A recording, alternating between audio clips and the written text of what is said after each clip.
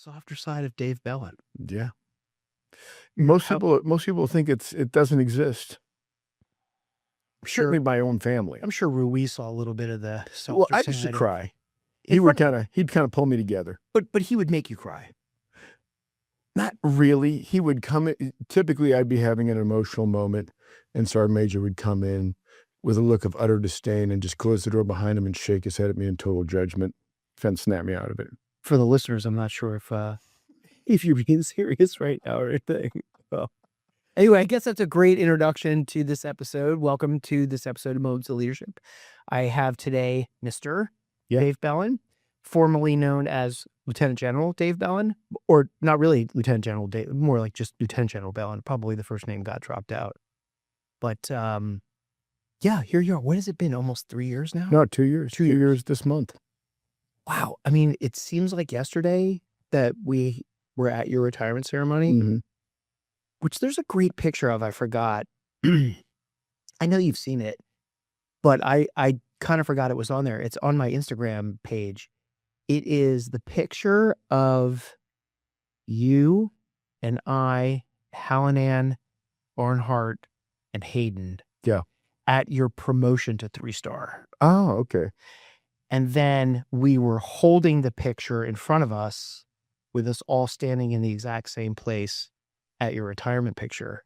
And I kind of forgot it was on there until I was flipping through my feed the other day. I was like, man, that was we tried to replicate it the best we could. You probably have retirement day blackout. You don't remember any of those things. Yeah, I mean, like most people, like whether you get married or whatever your days are, the difference I would say is 2019, the promotion was my mind would have been occupied all about what's next, forward, the mission. Now I've got this responsibility. What do we need to do? What are the priorities? And I was thinking forward in time, where the retirement was more like just an absolute profound sense of appreciation. And then there were so many segments in that, it was a big crowd.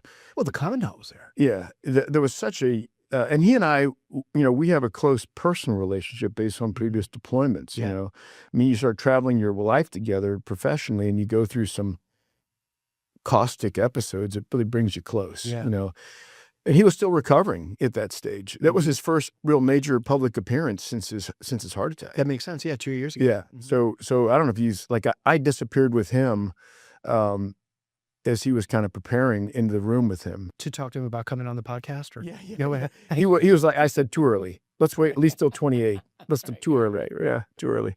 So there was a lot going on there, plus I had family and everybody there. My mom and dad were there.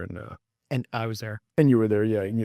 You and my father, the two most influential male figures in my life. But yeah, that was like, you're trying to address all those different pockets of people that traveled and, it's impossible. Right. You know what you did miss out on was the quick 30-second McMap demonstration between your son Jack and I in the bar. I was going to say, my son, for our friends who were at that stage in their advanced 50s, probably not the right time to take on little Jack. Well, I looked at Jack and I said, now's not the time to lose an ACL in your life. That's right. Yeah, I thought the retirement day was awesome. It was great to see how many people were there. Yeah, I was surprised. I thought you'd have like 4 or 5 people that actually wanted to celebrate that occasion with you, but Well, most of the congregants had been wrapped up by then. Yeah. Well, no, I mean, it's a super awkward thing. I mean, you look out and there's, I don't know how many hundreds of people were there, but especially at the Museum, the World War II Museum, that was, it's one thing as a change of command. Those are big events, the parades and stuff, and you just function, but when you're actually up there and you're looking at people that, you knew in grade school. Yeah. Your parents, all the Marines across 35 years, different generations of people. And then just, civilians, like in my new life, there was a couple that came from the very small rural town we're living in now in Missouri who just had no idea. Yeah, I know. Just knew us as Dave and Sue and wonderful people. And so it was just like a wild thing, Right. And then of course, I don't read I don't ever read anything. So you just have something in your heart and you have kind of an intended flow, but inevitably you miss people. So the next day or so, it really began for me that I would catch a snapshot of somebody and I thought, oh man, look, there's Dave. I wish I would have said this to make him understand how much I appreciate our relationship. Or, it's an impossible task. Well, it's okay. If you had mentioned Dodds or Barney and not me, that would have been a different story. Yeah. Well, I know you're fragile in that way. Yeah, exactly. But yeah, but it's all good. Yeah.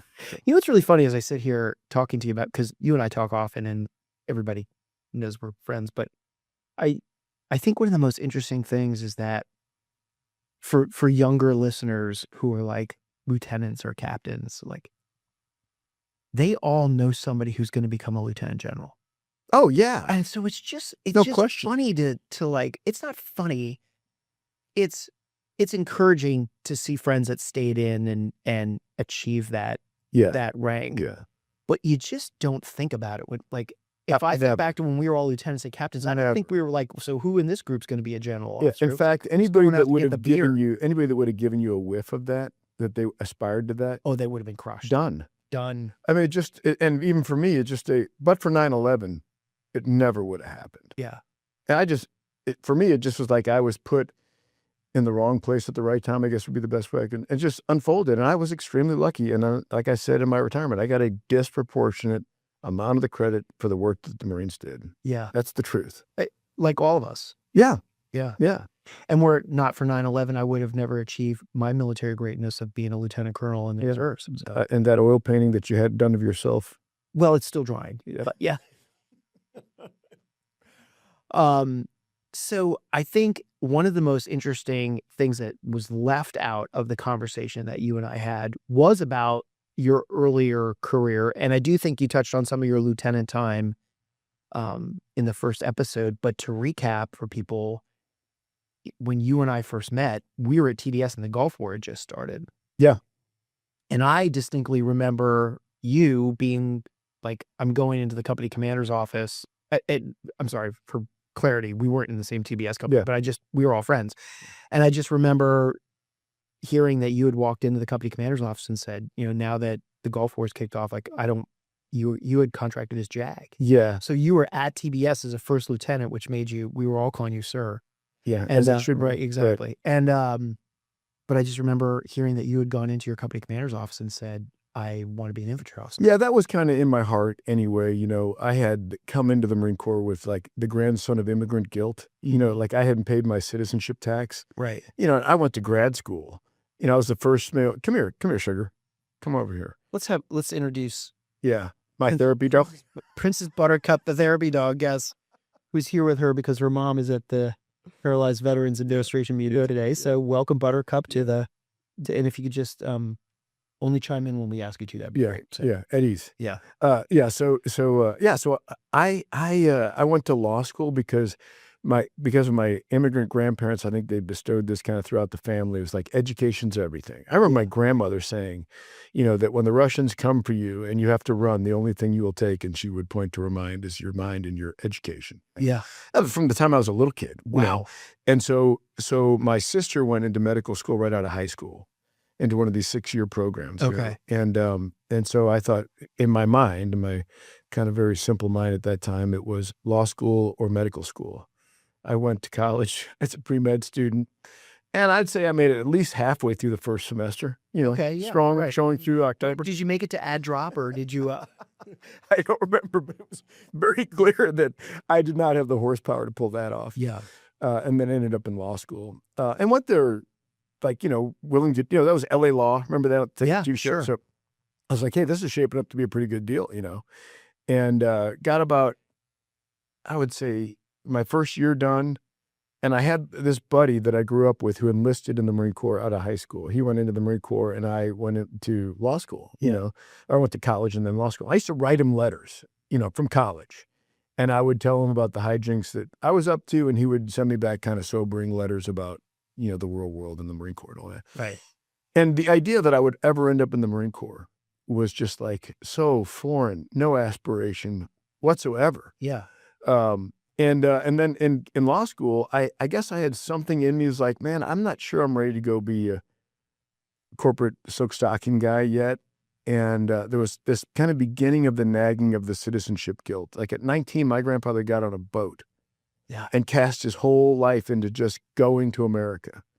You know what I mean? Amazing that people. And after World War I, my grandmother and her mother, her father had disappeared in the war, and they basically escaped, with everything sewn in the hem of their shirt. So I just had this kind of narrative in my mind, and then it's very serendipity. The recruiter showed up at law school one day, and I thought, this would be a really funny story to Rob in a letter. Okay. And I went in to meet him, and I was playing lacrosse for the University of Missouri at the time, club team, but still, it was pretty good shape, And I walk into this recruiter and I say, I think I want to be a Marine. And he just looked at me.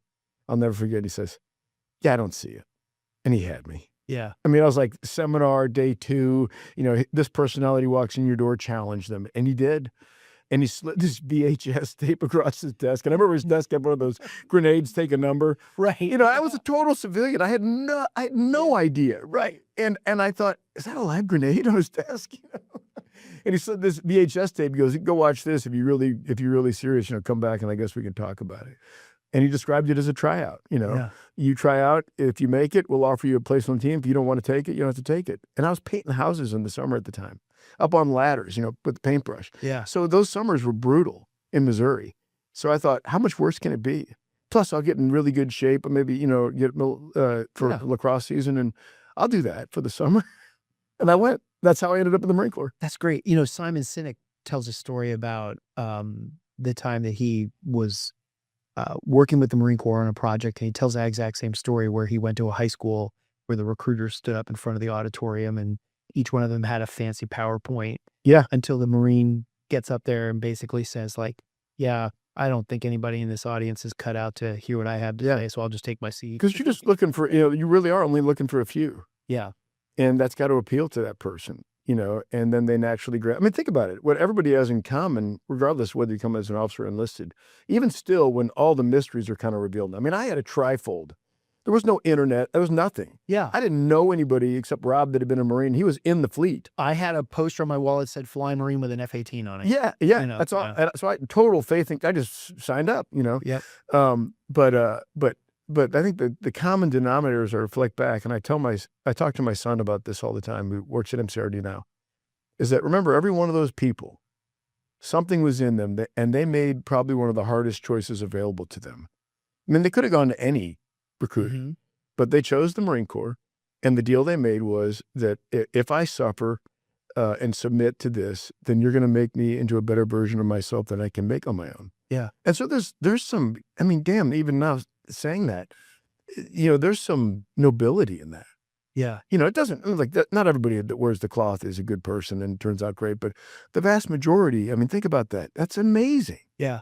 They submit completely and they transform. And the idea is, I'll do anything and everything. And if I do this, I'm going to be better. Yeah. And the funny thing is, it's probably not even the Marine Corps, it's the people that you meet. Absolutely. I also think it's just the gauntlet you have to go through to earn the title too. Yeah. Like there's that. Yeah. That forms you, or I'm speaking personally for myself. That was formative for me. Sure. Just like earning the title, going to OCS. Like I'll never forget coming back on campus, like a couple days after I graduated from OCS and in ROTC. Yeah. You've got freshmen, sophomore, juniors, seniors. Yeah. Seniors were the people who graduated from OCS. And that's when you got to, this is back in the old school, we wore the red shorts and the me too. Yeah. And the yellow PT tops. I still got them. And then when you were a senior and you finished OCS, you wore the green OCS t-shirt. So you could tell, you knew who the seniors were. And I will never forget. You've always been a badge hunter. Oh yeah, exactly. I mean, hey, I really, in that aspect, I joined the wrong service, right? Because I could have been loaded wrong thing. Exactly.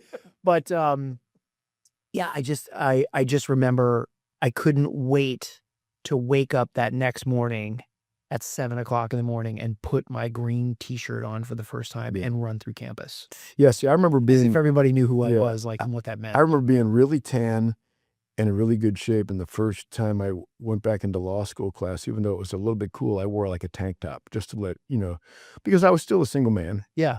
and felt like, I was in a good position.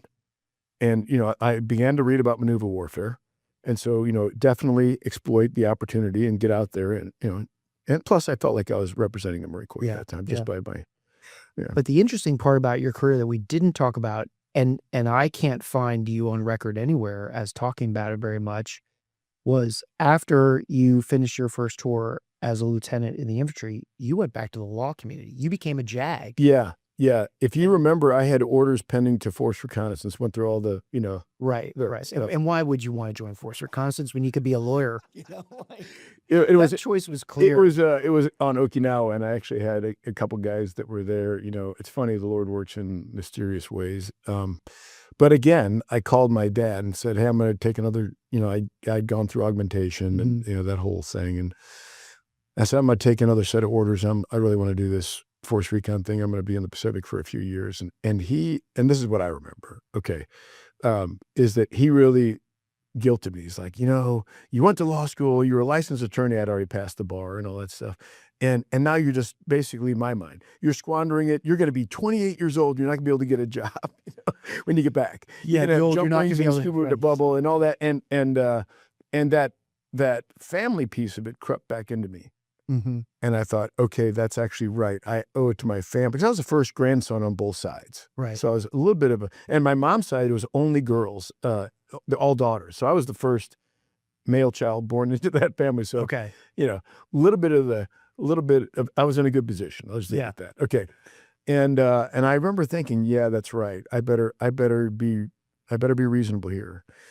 And I called the monitor back after I got augmented and was about to take, orders. And I said, hey, here's the deal. I'm stepping unless I get Camp Pendleton, trial shop, et cetera, et cetera, et cetera. And thinking they're going to tell me to go pound sand. Yeah. And they called back and said, okay. And it was a massive change. And I often just thought, boy, I should have gone to force reconnaissance, but I met Sue. I went on to meet Sue at Naval Postgraduate Naval Justice School in Rhode Island. I met my wife, and so it all worked out. Yeah, but then you came back to Camp Pendleton, and I remember this because I was still there. I was on my B billet. And all those people that we were just naming before from your, we were all still there. I was all. You came back. Yeah, you guys were in Anglico, Dodds, and other guys were at Force Recon. You're going out on Muse. And I'm doing drug pops. Right. Exactly. So when you came back though, what was the first assignment that you had as a JAG? I was a trial counselor, what people would know as a prosecutor. Prosecutor. Yeah. Okay. So interesting because now I want to ask what was that you came out of the infantry community and now you're in, the law shop. I don't know what you call it. Legal shop. Legal shop. Yeah. Right. Main side, I guess. Yeah. Like 22 area. Yeah. Yeah. Right there by the airfield? Yeah, right across from the airfield, yeah. And so what was that cultural shift like? It's totally different. Yeah. Man. I mean, first of all, you had time to work out and get in shape. Okay. But if you're in the infantry, you're going to the field. It's really hard to keep on a steady, routine. And now, like every morning I could be in the gym before work and I could run or bike or swim at lunch. And so, I think I was trying to adjust to the culture. I met some amazing people, wonderful people. But it wasn't the tribe that was going to really, the reason I switched to the infantry was I wanted to be tested, man. Yeah. I wanted to see if I could earn the respect of Marines. That's what I really wanted. Like nobody would care what school you went through. That's what I thought about the infantry is nobody would care. Yeah. You either do or you don't. And that's what I was chasing. And now I was kind of in a different world, great people, different tribe. Yeah. So you're a prosecutor. Yeah. For lack of a better term. Well, there is a better term, but what? You get thrown your first case? Yeah.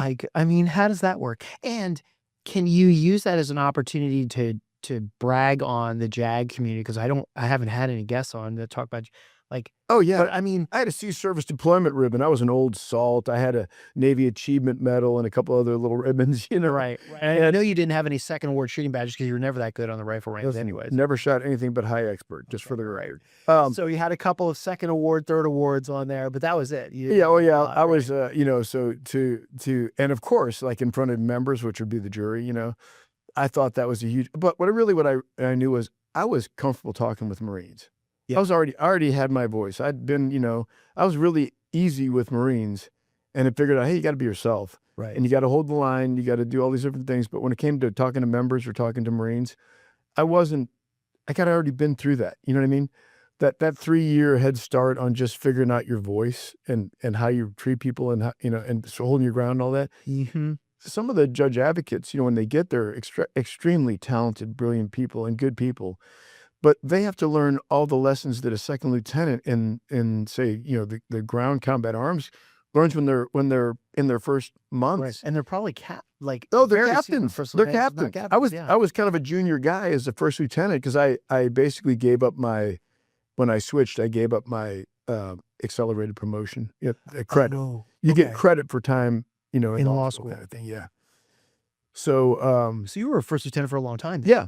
Oh, okay. I didn't know that. I didn't pick up captain until like year 5. So I was kind of back in the slot with everybody else Yeah. at the time. Remember, that's what it took at the time. Mm-hmm. Yeah. Yeah. So you get, okay, here's your first case. Yeah.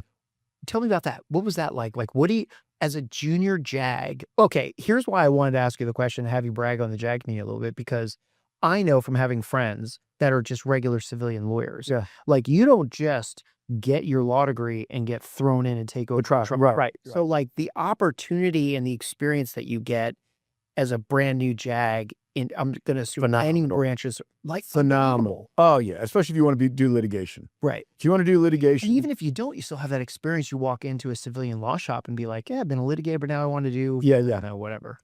Yeah, because you're on the record. It's you have your license and everything else, and you're trying cases. Yeah. That's what happened to me. Now it doesn't happen to everybody, but again, I was in the wrong place at the right time, I guess, because I walked into a massive crime wave, and and this is 94. This would be 93, 94, somewhere in there. Yeah. Yeah.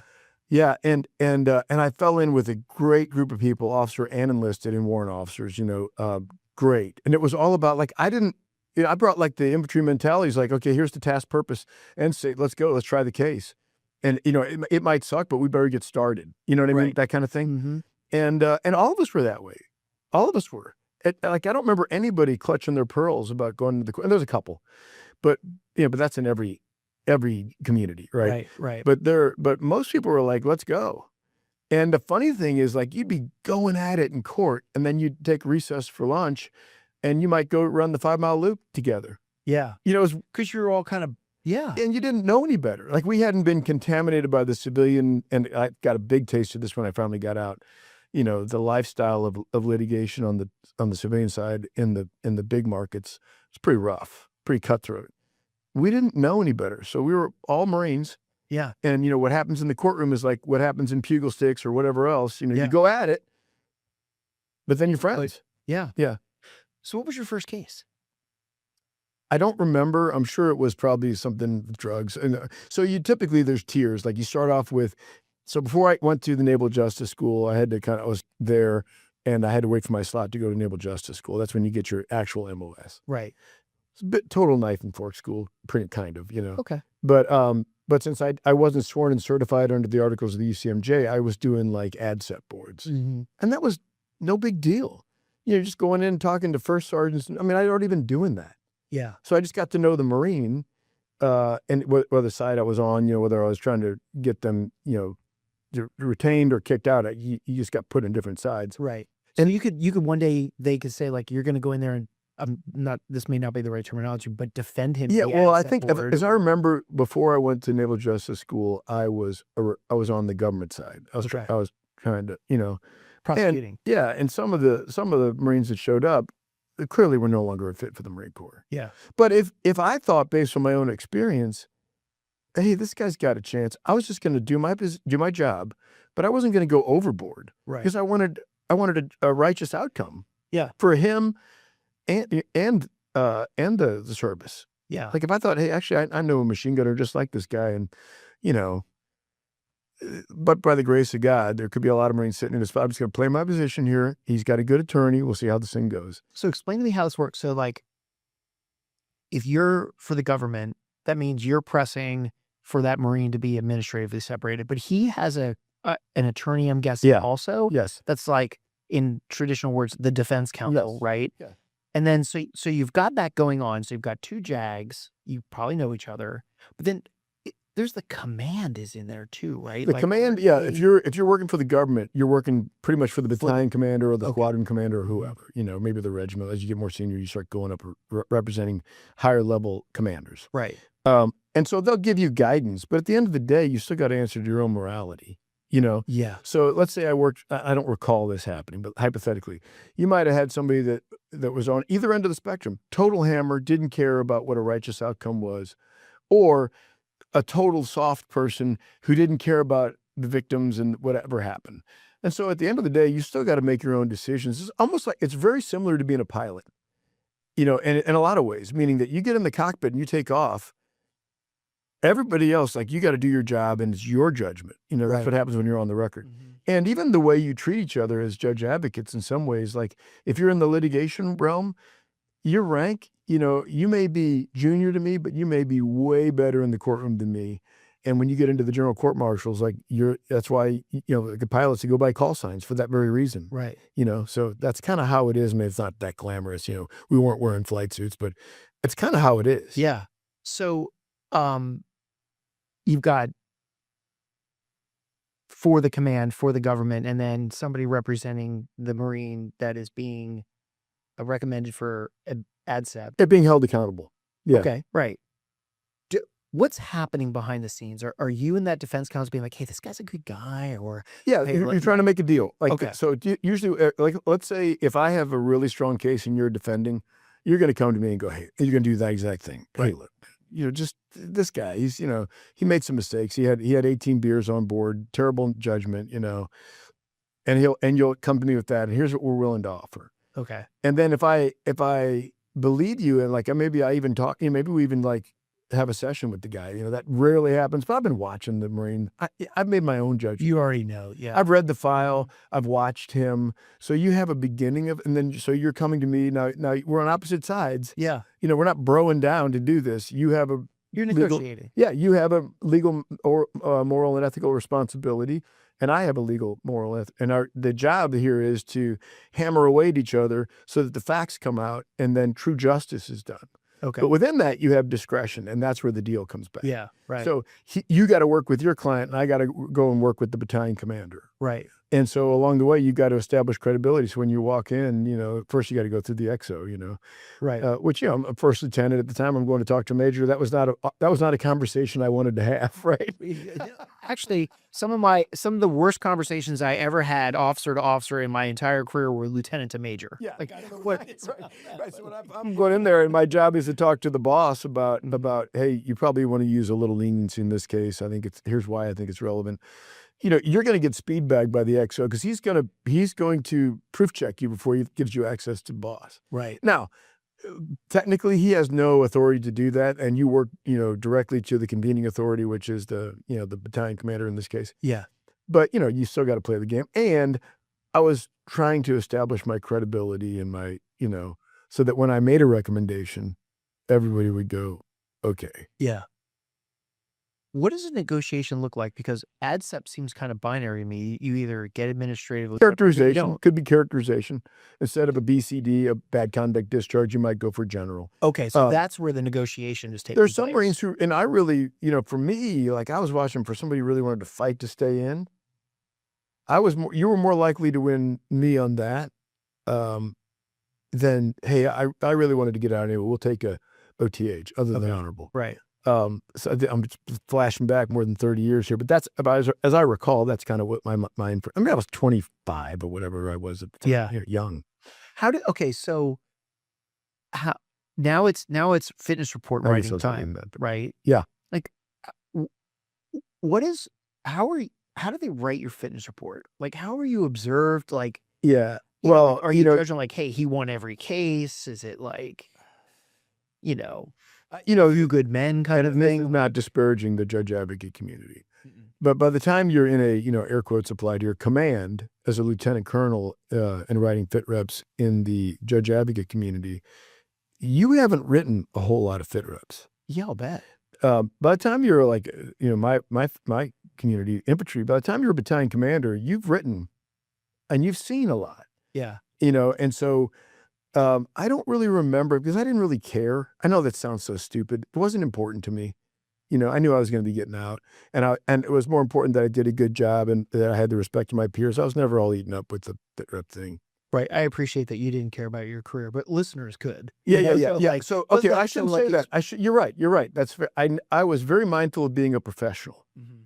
I was very mindful of doing my job and being thought of as a credible Marine.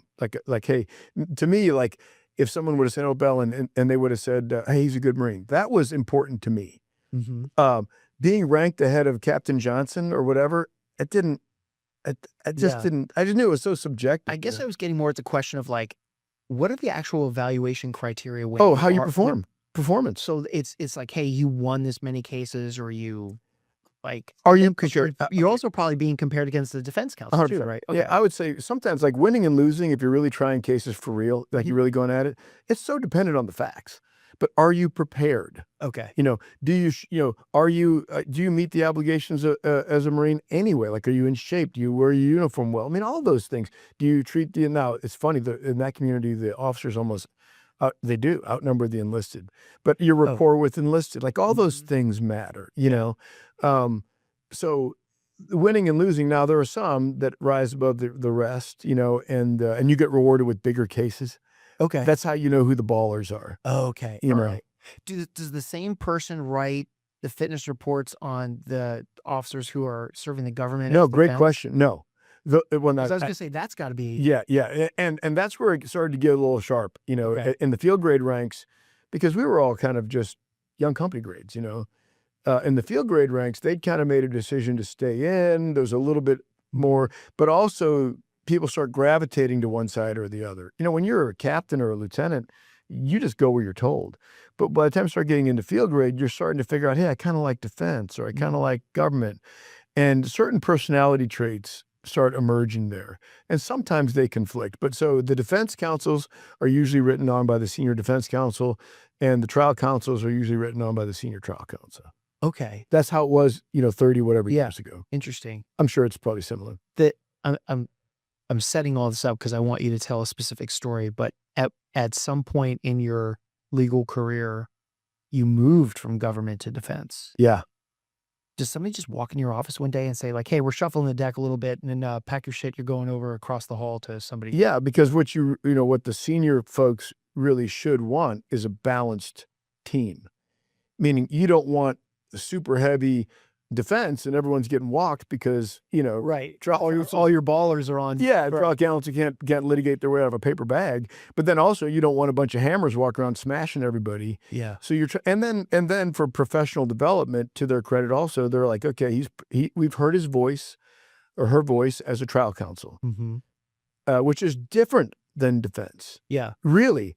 And I was like this, a bit of you remember, I was a bit of a true believer that I started thinking, okay, I'm really cut out for prosecution. I know, I'm here to do the commandant. I'm a disciple of the commandant and the Lord Jesus himself. And, which is exactly the time to yank somebody into defense. Right. And so, yeah, I can't remember what happened. One day somebody walked in my office, some major or lieutenant colonel, and said, go upstairs, you're going to defense. Yeah. And just like that, I was a defense counsel. You had a big defense case, and we're going to get to that. But was that your first one, or did you have a couple? Because I I'm sure I had a that couple. one. So I had a good run. I got lucky as a trial counsel. Started getting some big cases. General court martials, attempted murder, rape. The drug distribution, and had a good run of luck. Yeah. And I think what they had said was, okay, basically, let's see if you can do it from the other side. Okay. I'm guessing. Yeah. I never asked. When you were on the prosecution side, was there ever a case that you tried that you lost that you didn't think you would, or you would go back and be like, man, I should have done that differently? Like, how much opportunity is there for everyone, there? Dave? Everyone, even when you win. I shouldn't say everybody. So I'm like probably most people. I'm replaying the game tape in my mind all the time because you're on to the next one. I mean, you're on to the next, on to the next, on to the next. And you maybe missed an objection, or you replied poorly, or you handled a witness poorly, or somebody spanked you in the courtroom, and you're queuing up for Tuesday. Yeah. So, I was always in my own head about that because I wanted to do a good job. I wanted to be better. Yeah. Who watches the actual courtroom case and gives you an AAR? Like, is there? Oh yeah. The senior counsels, They do. They yeah, come they'll for come in, and the judges, now on reflection, the judges will probably they all know each other. They all came up together. Okay. And but you might do a phenomenal job to answer your question. Do you ever lose when you thought you had? Yeah, once it goes into the the 12 man in the box kind of thing, Right. that's the human domain, man. That's Anything can happen. Yeah. And you're just watching their face. Some really experienced master sergeant or some very salty colonel in the box, they're not giving you anything back. They know. Do you get to voir dire in the? Oh yeah. Okay. All right. So you can dismiss people. Yeah, I'll tell you a funny that story. Armstrong guy, I don't want him around me. I'll tell you a funny story. When I was an absolute punk, looking back on it, voir dire, and I learned a good life lesson from it. Let's hear it. Well, this is the case you're going to ask. Oh, okay. Okay. So getting into that, here's what I remember about your legal career. I don't remember you ever talking about cases at all, except this one. Imagine that, like hanging out with a bunch of Anglico guys and Force guys. Hey, let me tell you about my drug pot. That's right. Well, we're like dragging our half-broken bodies around parties and stuff and breaking up fights between lieutenants.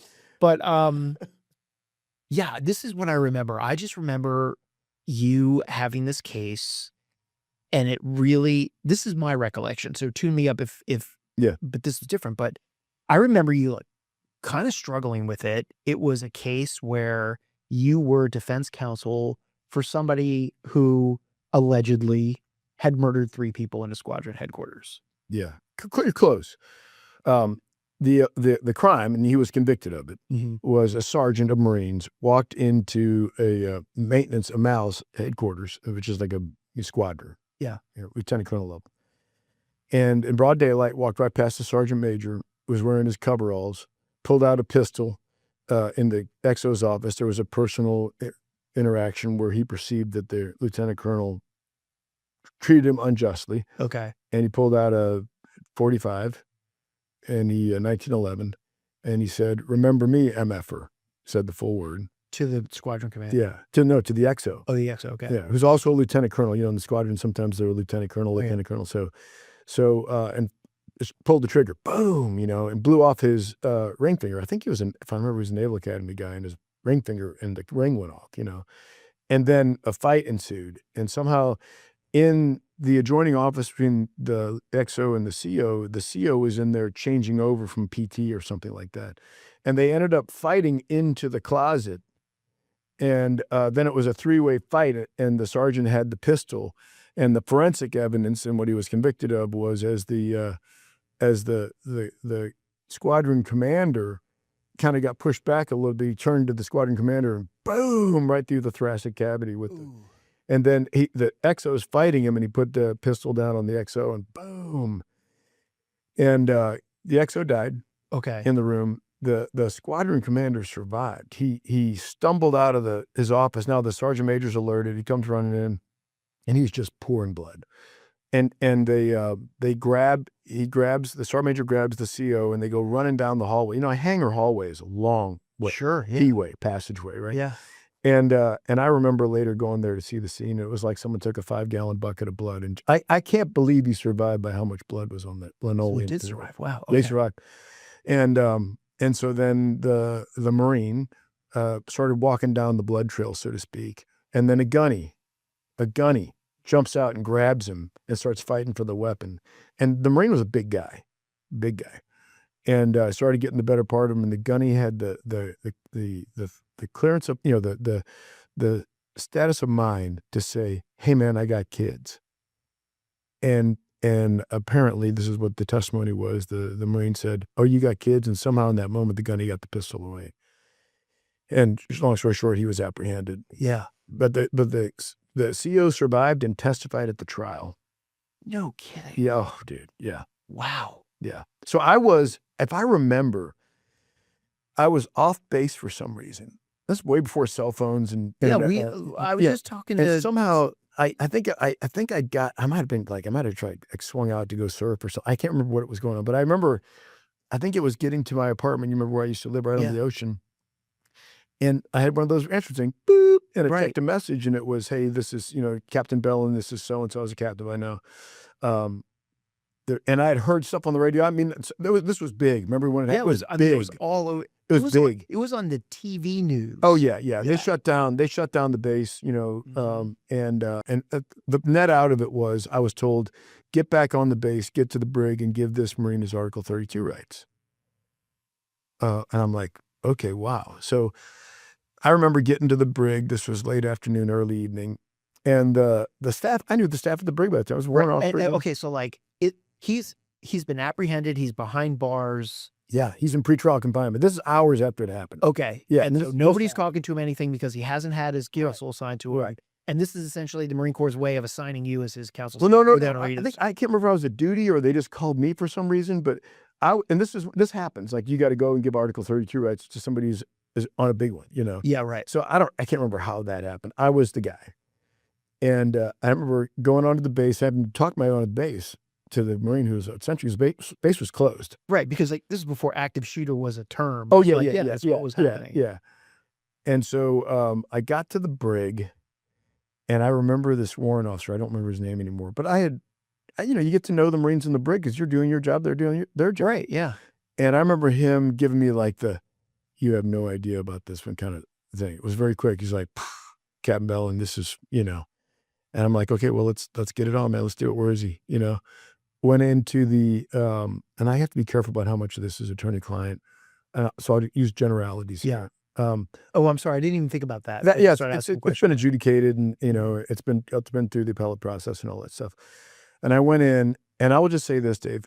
You know, I was in year, 6 as a Marine or whatever it was at that point, 7, I can't remember.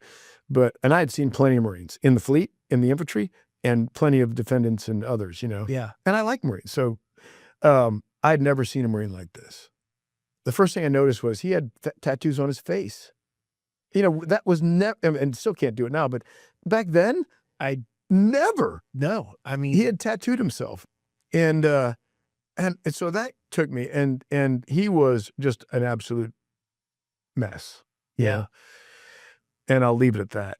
And so I sat there, and, you know, and this very close to holding the console cell is, in fact, you know, there was like Marines like demanding that they stayed in with me, the big dudes in the brig. And I'm like, absolutely not. I can handle myself, you know? And so it was just me and him in the box. Yeah. And I remember thinking, you know, like, it was different than anything I had done yet. It was a different human experience. No, like on alert, but also like collecting. Wow, you know, because you're seeing something for the first time, you have no paradigm in which to put it. Okay, so anyway, I came out of the box, and the warrant officer like looked at me like, "Told you," and I'm like, you know, yeah. And I drove home, you know, back to my apartment. And I remember thinking, holy cow, some poor bastard's going to get this case. Yeah.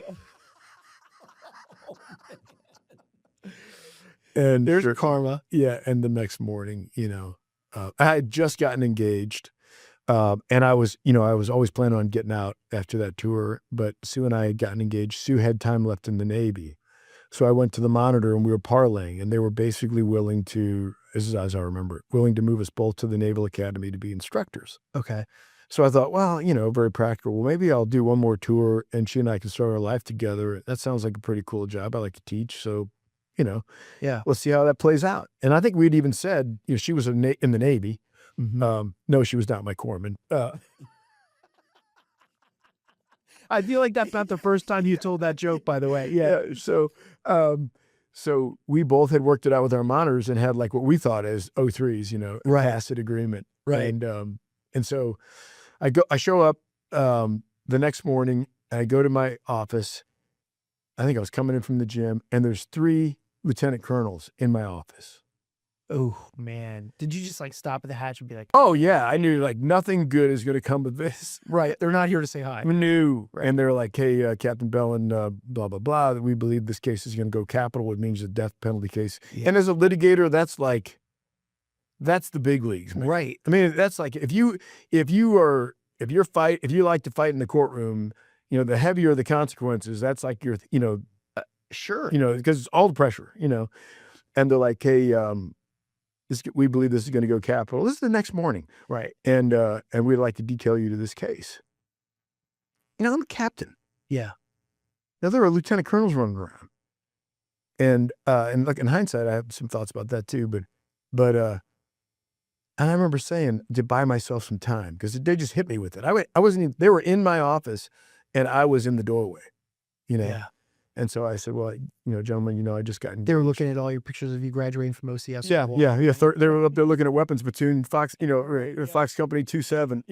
Right. And so I scrambled. I was intellectually scrambling, trying to buy time, Mhm. And I said something like, gentlemen, as you know, I just got engaged, and I don't think it's fair for me to make this decision until I talk to Sue. And of course, they knew Sue. Yeah.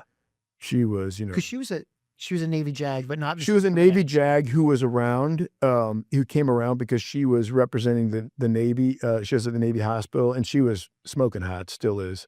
Yeah. And so, she was known. And so they knew her. And I said, I got to talk to Sue about this. And they're like, okay. So I had them. Like I won that chess move, right? Right. Out the office they go, and I can't even remember the rest of the day. I went and talked to Sue, and she's like, well, what do you think? It's a capital murder trial. This is, people don't get this their whole career. Yeah. And they're offering it to you. And I remember saying for the first time, I said, Sugar, look, I think this is going to be months long on the record. And this is going to be like trying a cop killer in front of a jury full of cops. Right. And we're going to start our life together, and I don't need this for my ego. I don't need it, And she's like, okay, then just tell them no, and let's go to the Naval Academy. So I show up the next day, sure enough, the same three are in there. And I said something like, I think we're going to go ahead and execute orders to the Naval Academy. Now, what I remember them was telling me, or communicating to me very clearly, yeah, those orders are canceled. You're done. You're staying on station regardless. Okay. So that's exactly what in my mind. I was like, okay, then let's whip it on. Yeah. Let's go. Right. Who's co-counsel? That's what I was immediately switched into, okay, fight's on. Let's go. Let's do this. And then it just took off from there. So here's what I remember from that. I remember, these are my words. They were definitely not your words. But what I, quote unquote, heard you say was something along the lines of how difficult you felt defending a cop killer against a bunch of cops, essentially. That was a very difficult thing for you. And this is what I remember asking you. I remember asking you, what does winning look like when there's so much, like, what is your definition of win? And this is what I remember you telling me. You said, like, he doesn't get the death penalty. That's the win. Do I remember that correctly? Yeah, I would say, okay, you remember me, I was a rule follower, right? So I would not have engaged. This is what, first of all, if you remember, I mean, there's a lot of hostility. People are like, how the fuck can you do that? Well, I think that's kind of like, right. They were in my face with shit, and I was scrappy, Yeah. So I'm like, hey man, this is my mission. And the way I got it in my mind was, my personal feelings about what happened were irrelevant. Mm-hmm. And I had to bury those because I had to execute my mission, which was to provide him the zealous defense that he's entitled to under the Constitution, and make the government, what I remember you saying. Make the government do its job. Mm-hmm. And if the government wasn't squeaky clean, then a win was he doesn't get the death penalty. Right. Not he wasn't held accountable. And so, but I probably didn't share that thought with you until years later. Maybe it wasn't. I just I don't remember. But it was. I mean, it was rough, man, because I knew, and it did happen this way. I got a lot of blowback from people who didn't know shit. How do you do this? See, I remember that stuff too. Oh yeah, it was. There was nobody on Camp Pendleton that was like, I couldn't go to Sharky's. I couldn't go to anywhere, without maybe getting in a fight, about that. I remember that, and I remember that. That's when I heard you say, like, hey, my job is to be a defense counsel and my job is defend, like, it doesn't, that's my job. Like any other Marine, I'm on the flight deck. I'm not really sure this is a good mission. Well, your personal feelings are mildly. Right. And I remember too, that when everybody started like ganging up on you, that's when I kind of abandoned our friendship. I just said, you cut me off. Yeah. So. No, actually all you guys were, because we had established our, your close peers. That's what carries you through all this stuff, It is. I'll even go back to people listening right now. Like, you have no idea how long the friendships that you're making right now in your 20s are going to last. No idea. And it's not always the people that you think. No, it's not.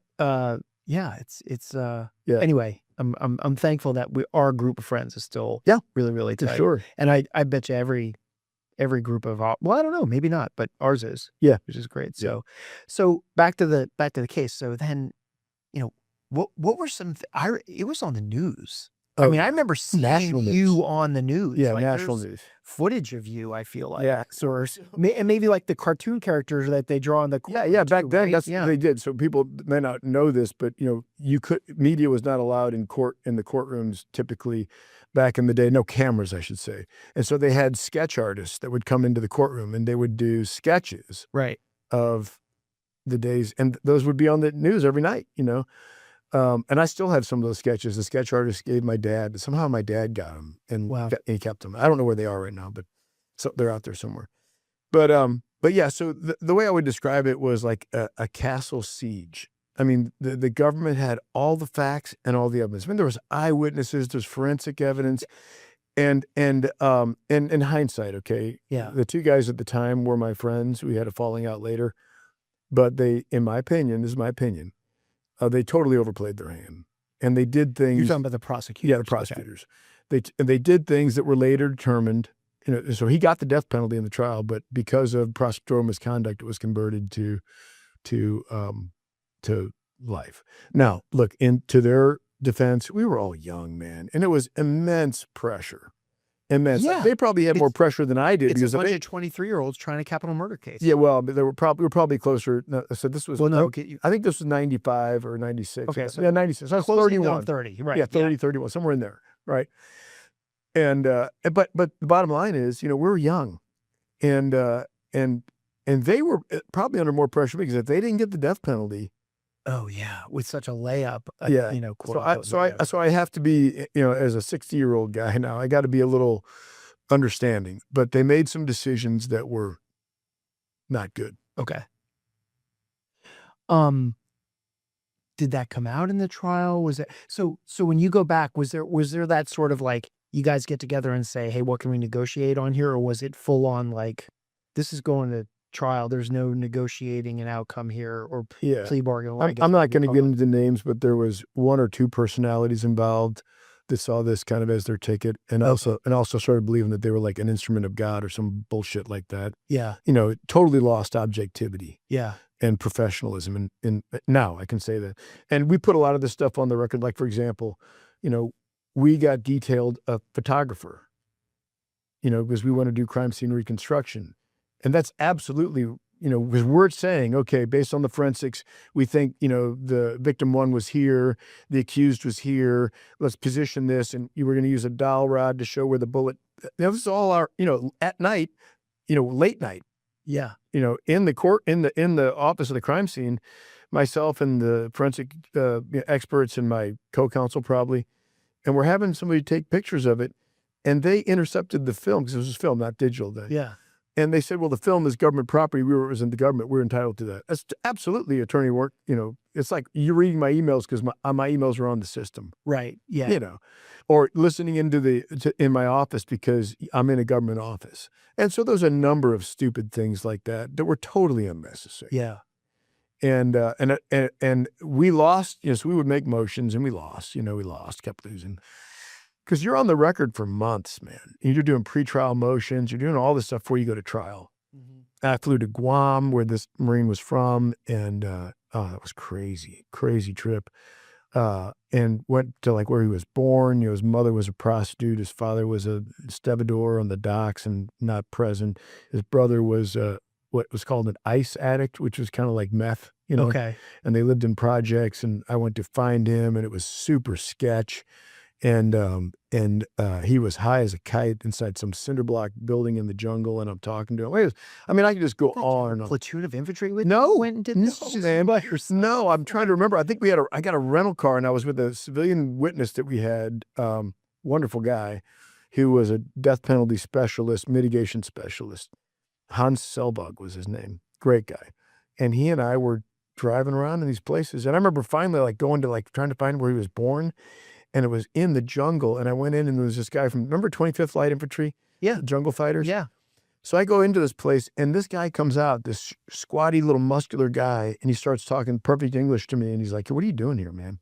And I was like, hey, here's who I am. I'm Captain Dave Bellon, blah, blah. He goes, okay, look, I just retired from 25th Light ID. And you got to be, and he kind of hooked me up and gave me some context that I needed. Oh, how lucky are you to meet him? Crazy lucky. crazy lucky. Yeah. And so, that was Guam. But, when they found out I was going, they got on the same airplane. I mean, just stuff like that. So the government and the prosecutor. Wow. So it's just dumb, young and dumb. Right. In hindsight, totally unnecessary and destructive to their careers. Also, he ended up poorly for them. So as the case is going on, are you having this internal struggle of I'm defending what is a murderer? No, I treat it like, honestly, God, I treat it like any other mission. I clicked on. It's like my personal feelings about this. I really worked to suppress them. And later on that hurt me, like after it was over, because it all came out, Yeah. But I buried that shit. I got on my workout routine. I was fighting it out, Right. and I was so lucky. I was so lucky that another counsel was detailed, was Major Gary Barthel, who was just. So that means he was your co-counsel? He was my co-counsel, Okay. and he outranked you. Yeah, and he could have easily have said, "I'm the senior counsel here," but he didn't, because he knew in some ways I was better than him, and I knew in a lot of ways he was better than me. Yeah. And so, and he was a me-sepper, prior enlisted, the security guard, and then I can't even remember what his MOS was before he came in as a JAG, or maybe he came in. I can't remember how, but he was even keeled, man. He had a family, and I was scrappy. I was like, let's go. Like, let's, and he was always wise. Yeah. And so he was great for me, because he would get me pumped up to go on the record and argue or whatever, but he was right there as like this anchor, Okay. And so it was hugely important as I look back on it. Just his presence and bearing and emotional maturity. Yeah. Huge. Other side of the question is, did you ever find yourself being like compassionate towards him? Quintanilla? The Marine, yeah, that's his name. You guys will figure it out. Yeah, of course. That's the one thing I learned. I'll say this. Later in my career, as I went on to continue service, never thought I would. What I learned on that tour as a defense counsel was compassion and true empathy. Yeah. Because you can convince yourself as a trial counsel, and you hear young trial counsels talk like this all the time. I represent the government. I'm an instrument of the government, blah, blah. Hey, these are still the same young people that decided to join the Marine Corps in the first place, and they made a tremendous mistake. Right. The vast majority of them made mistakes. Yeah, they all march across that grinder and earn the title. And, very few. Now, I've had a few that were, no kidding, the epitome of evil. Like, there's no question. Like, you get into the room and there's darkness there. Yeah. That's a bottomless pit, and then you're executing the drill manual when you're representing that, But normally what would happen is you try to connect with them, because you got to coach them too. Yeah. It's a work, they're sitting in the courtroom, and that old saw about you communicate way more with your nonverbals than you do with your verbals. Sure. They're right there in the courtroom.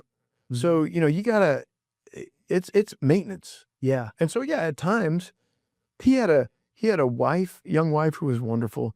He had a son who was a beautiful little boy, Yeah. And so you're in the human realm, now I'm still a Marine. I'm still doing my job. So you got to be guards up and all that stuff. But yeah, you definitely are touching on that. Right. Because somewhere out there's probably I hope there's some defense counsel listening to this right now. And, I'm asking questions because I want to be like, what sort of advice do you give somebody going through that right now? Because here's my perspective on it as somebody who doesn't know anything about that world. Yeah. Which is, if you're a defense counsel, you're in a small group of people where everyone's looking at you, like you were saying before, like, how can you defend and all that kind of stuff. And then now you're interviewing their families, the wives. Oh, yeah. How do you reconcile some of that emotion? I know what your answer is going to be, but I kind of want to push on a little bit. Like, you can't just say, because it was my mission. Like, how No. you deal with that? It's so hard. Yeah. As a young person, yeah. Right? A couple of things. I'll say this. The senior defense counsel at the time was a guy named Jay Canham. In hindsight, a super unorthodox Marine officer, but he had that same mentality. He used to say, okay, you're a defense counsel now. You're the Hell's Angel guy rolling down the highway, flipping everybody. You just got to run into the teeth of this thing. Well, for someone like me, I'm like, Roger, got it. Right. Now, and then I had made really good friends like Joe Lasecki, Steve Ramos. I just remember these captains. Yeah. Travelli, who got it, man, who might not have been on my side, but there were guys that would never violate their integrity. Yeah. You know, some of this stuff happened in hindsight, but these guys weren't. And I'm sure, like, we're at, you know, the bar in Carlsbad or whatever, having beers, and just that fellowship of, like, not overhandling, you know, but you're not going through, you have your peers, you know, and there's a standard that's set, and that's huge. And I'm sure that's a huge part of it, you know, but the empathy part, the emotional wounds and all that, you got to be careful. I'll bet. You got to be like a surgeon. You know, you got to care enough about the patient to fight your ass off to save it, but you can't have an emotional catastrophe right in the middle of it. Yeah. You know what I mean? That's not what you're there for. Right. I think it's hard. It is hard. And some defense counsels I watched some, they couldn't do it. But very few people had the advantage that I had, which was I was in the fleet and I had already formed my opinion about Marines, meaning, you know, they don't need to be handled. They joined for the same reason, and I wasn't going to belittle them or patronize them. You know, we're fighting now. Everybody's going to fight, and they'll be fine. Yeah. But when you start to become like a mom to them, it just doesn't work out. This is a question of someone outranking you, but did you have situations where, as the defense counsel, there were lieutenant colonels and colonels like coming down? Oh, for sure. I figured as much, as why I want to ask the question. So, like, how do you? Okay, Dave Armstrong, if I was getting yelled at by a lieutenant colonel and a colonel, I would just go into, like, you know, OCS mode, you know, the candidate does not know, but we'll find out, sir. You know, like, I would just defer. But you can't do that. No. So what were some lessons that you learned about that? So it doesn't happen like overtly, you know, locking you up in a position and hammering you, but it's like they're putting their weight on you. Yeah, sure. So I would say this is where Gary Barthel, my co-counsel, he was more mature than me. He was a more developed human being, and he was calm, man. He was calm. Yeah. And I would take my cues. He would bring my energy down, and it's almost like Aikido, you know, you're kind of just trying to move with it a little bit, you know? Yeah. But at the end of the day, it was that Hell's Angels mentality. It's like, you know, I never even called Gary until, you know, we all retired. It was always sir. Yeah. And same with those guys. It doesn't matter. You know, but I use it as a shield, I guess, in hindsight, to maintain your professionalism, do the right thing. And they're in a box they can't get out of if you do that. As soon as you drop your rank, as soon as you drop your professionalism or get emotional, you just walked into their game. Yeah. And I had a habit of pushing my face into the belt sander enough. I wasn't going to do it professionally. Right. Yeah. I just think it's a fascinating part of your career that I've never really heard you talk about. In other podcasts, I know you've been on a lot of other stuff, but like your law career, people don't even know. I was as a civilian, I guess you call it a character witness at a board of inquiry, and I was out in San Diego, and there were a couple Marine captains standing around. You were still in, and I said to them, I was like, do you know who the senior lawyer is in the Marine Corps? Like the most highest ranking person who's a JAG? They'd never even heard of you. Outrageous. I know. Isn't that crazy? No, I just mean that, like, because you don't talk about it. I don't know. You know, I wonder if there's ever been another 3-star general, for example, that was an MOS judge advocate. Right. I don't know. I don't know, because people don't think, I mean. I don't know. Yeah. But it was in hindsight, again, hugely important to my personal and professional development. And I try to be a person of faith. I do believe that the Lord puts you in the place where you need to be at the right time. Yeah. And I needed to learn that. Speaking of that, you've got another story I want to ask you about too, because we all reflect back on that time at TBS where we're like, what now, Lieutenant? Yeah. And I guess those moments happen to varying degrees in your career, but you were around a moment in combat where the what now, Lieutenant thing happened right in front of you. And it's a fascinating story because it's an example of how quickly something can really happen in life. And those what now, Lieutenant moments were like, all of a sudden you're the guy. It happened right in front of you. And I want you to tell that story. This was 2004. I was with Regimental Combat Team 1. I was the intel officer. I got kind of fantasy football drafted. Never been an intel officer. Yeah. Right. From infantry officer to JAG, infantry officer to intel officer. Yeah. bottom line is I was the operations officer for this entity called Task Force Scorpion in OAF-1. And as the rest of the Marine Corps was kind of retrograding, we were put up into the southern Baghdad area, the north end of the Wasit province, in a place called the Triangle of Death, Yusufia, Mahmudiya, and Latifia. These army, there was an Army LSA, living support area, massive Army log base that was somehow in the Marine zone. I don't know how that happened. And they were running convoys from that living support area to Baghdad International Airport. Okay. And it was cutting through the Marine Corps zone, and they were just getting hammered, just smashed, Right. ambushed. And so, we were a bunch of reservists, and the rest of the division is trying to get back. And I'm convinced that we got sent up there because, the shitters were full and they worked us out of the way. And again, wrong place at the right time. And we got into it, man. We got into it in the very front end of the insurgency. And we started making contact like every night, out doing raids, and IEDs showed up, and having been an attorney, I can write. So we would go out all night, and the raid force would be put to bed, and I would go back. I was the OPSO, and I would type out a report to Hire. Hire was crushing me. Hire was crushing me with questions. I couldn't keep up. And so somehow one day I decided I'm going to get information dominance on them, and I'm going to do information push and set up the night watch officers for victory. When the general wakes up, he's going to hear the story he wants to hear, and he's not going to ask me 1,000 questions because I need to go to bed during the day, So I started to write. And one night I wrote, hey, this is an insurgency. The guys were killing, they're in tracksuits maneuvering on us with RPGs. And this isn't tribal. We're finding caches. One of the raid forces, one of the teams found U.S. Special Forces literature from the Cold War about how to organize cells on one of the. I mean, it was like nuts. And we were this amalgamation of reservists primarily. There ended up with 2 additional active duty rifle companies who were phenomenal, but initially it was like 4th LAR, 4th Force Reconnaissance, a couple human exploitation teams. But we ended up having a P3 and an air wing and all this other stuff by the time I was over. It was amazing. We became the main effort. And all the vehicles from LAR? Yeah, we had all the LAR vehicles. I think there was 1 or 2 companies left. So it was 2 companies of LAR, 2 active duty infantry companies, Force Reconnaissance, and, some EOD guys. It became and then a section of Hueys, and, it became a thing. Yeah, right.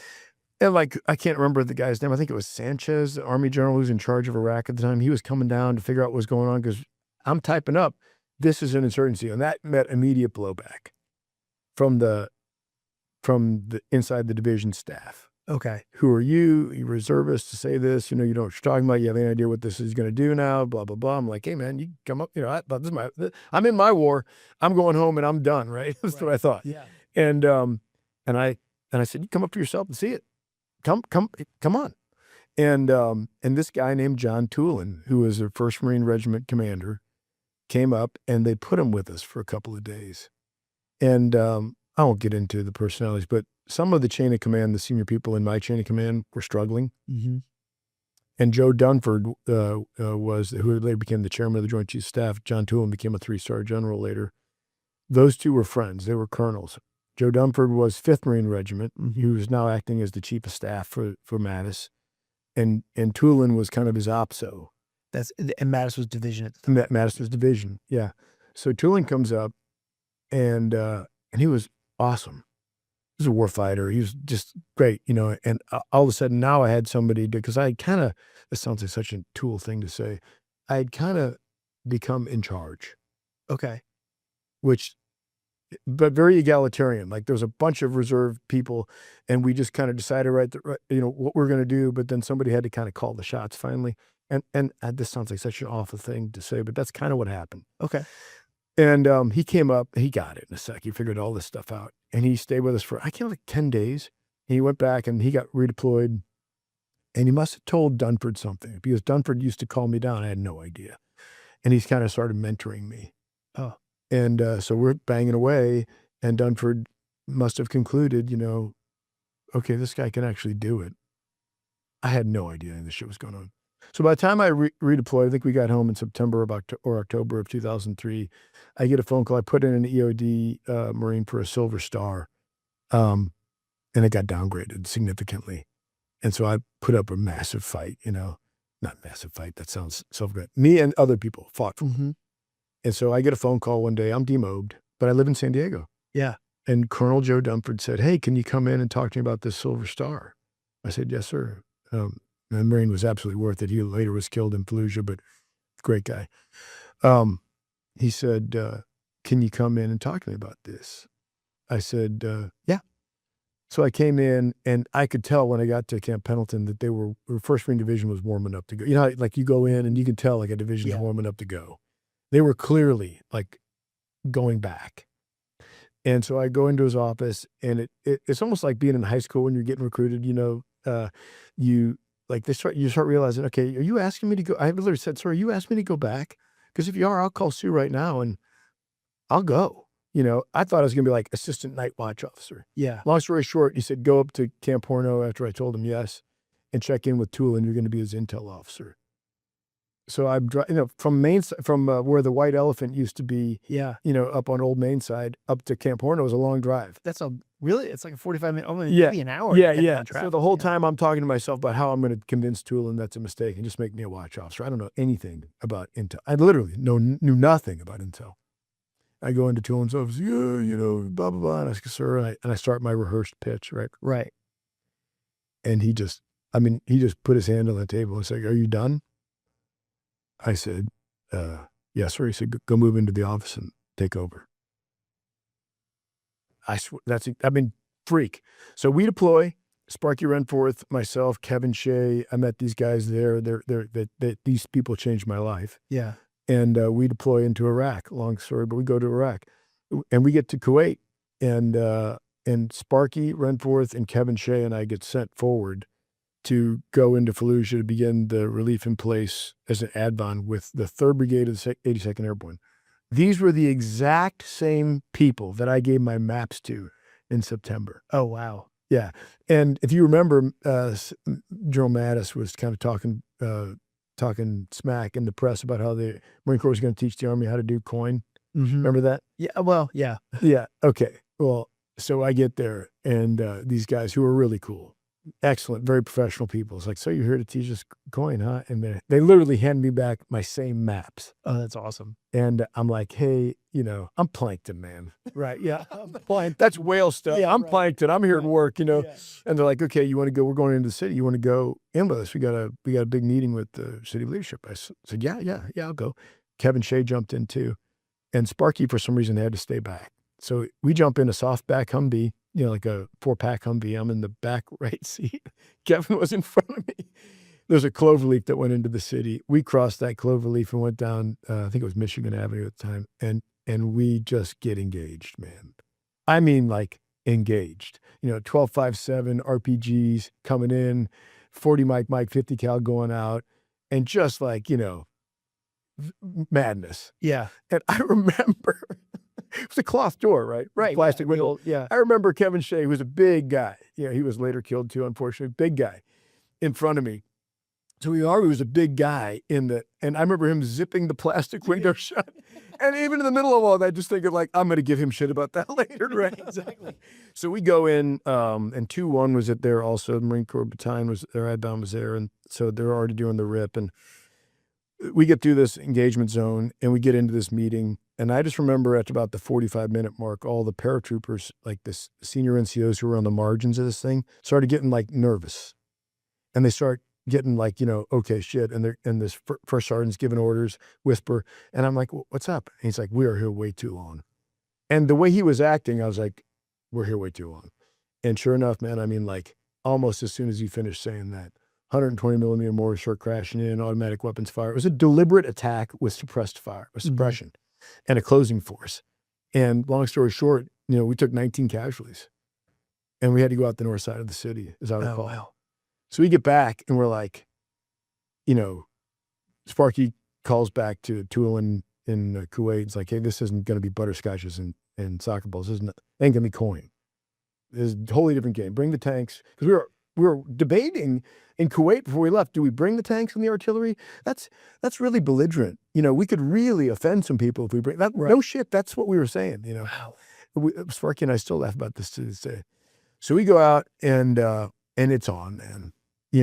It's like very quickly, and for some reason the RCT XO he left. He took orders or something. I can't remember exactly what. Mm-hmm. But I remember Sparky telling me one night. I have another specific memory, like when Kevin was zipping the window. I remember him saying, "Hey, there's a new XO coming in. His name's Eric Smith. He's a good dude, and I think we're really going to like him." Or word is he's a good dude, and I think we're really going to like him. Okay. And I'm like, I didn't know anybody. I was a reservist, right? Yeah. So, and I had really respected Sparky, and he had kind of just put the good dude stamp on the new XO. So, awesome. Yeah. And he showed up. He showed up, and someone said, "Hey, XO's here. He wants you to come to, go back and meet him." So, okay. So I'm, At this point, you had never met him before.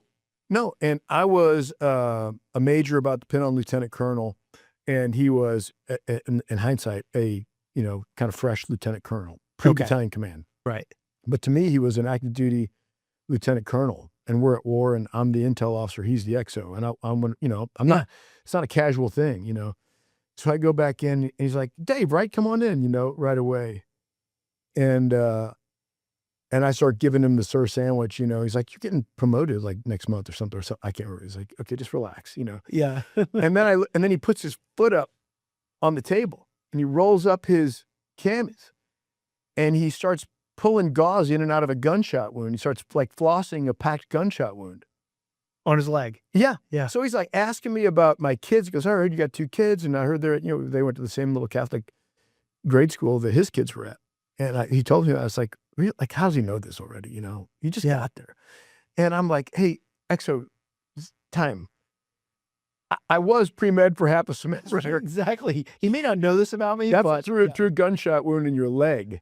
Yeah. He goes, "Yeah, I was at the CASH," which I think that was the acronym, some kind of, it was the next level up of trauma. Like when you got shot or wounded, down where we were, you got immediately triaged by Bravo Surgical, was the team that was there. And they were kind of a triage team, stabilized. And then you were flown out to maybe Baghdad, where you were, I think if I remember right, where you got additional procedures, and then on to Landstuhl. Yeah. So he made it all the way to Baghdad. Okay. Okay.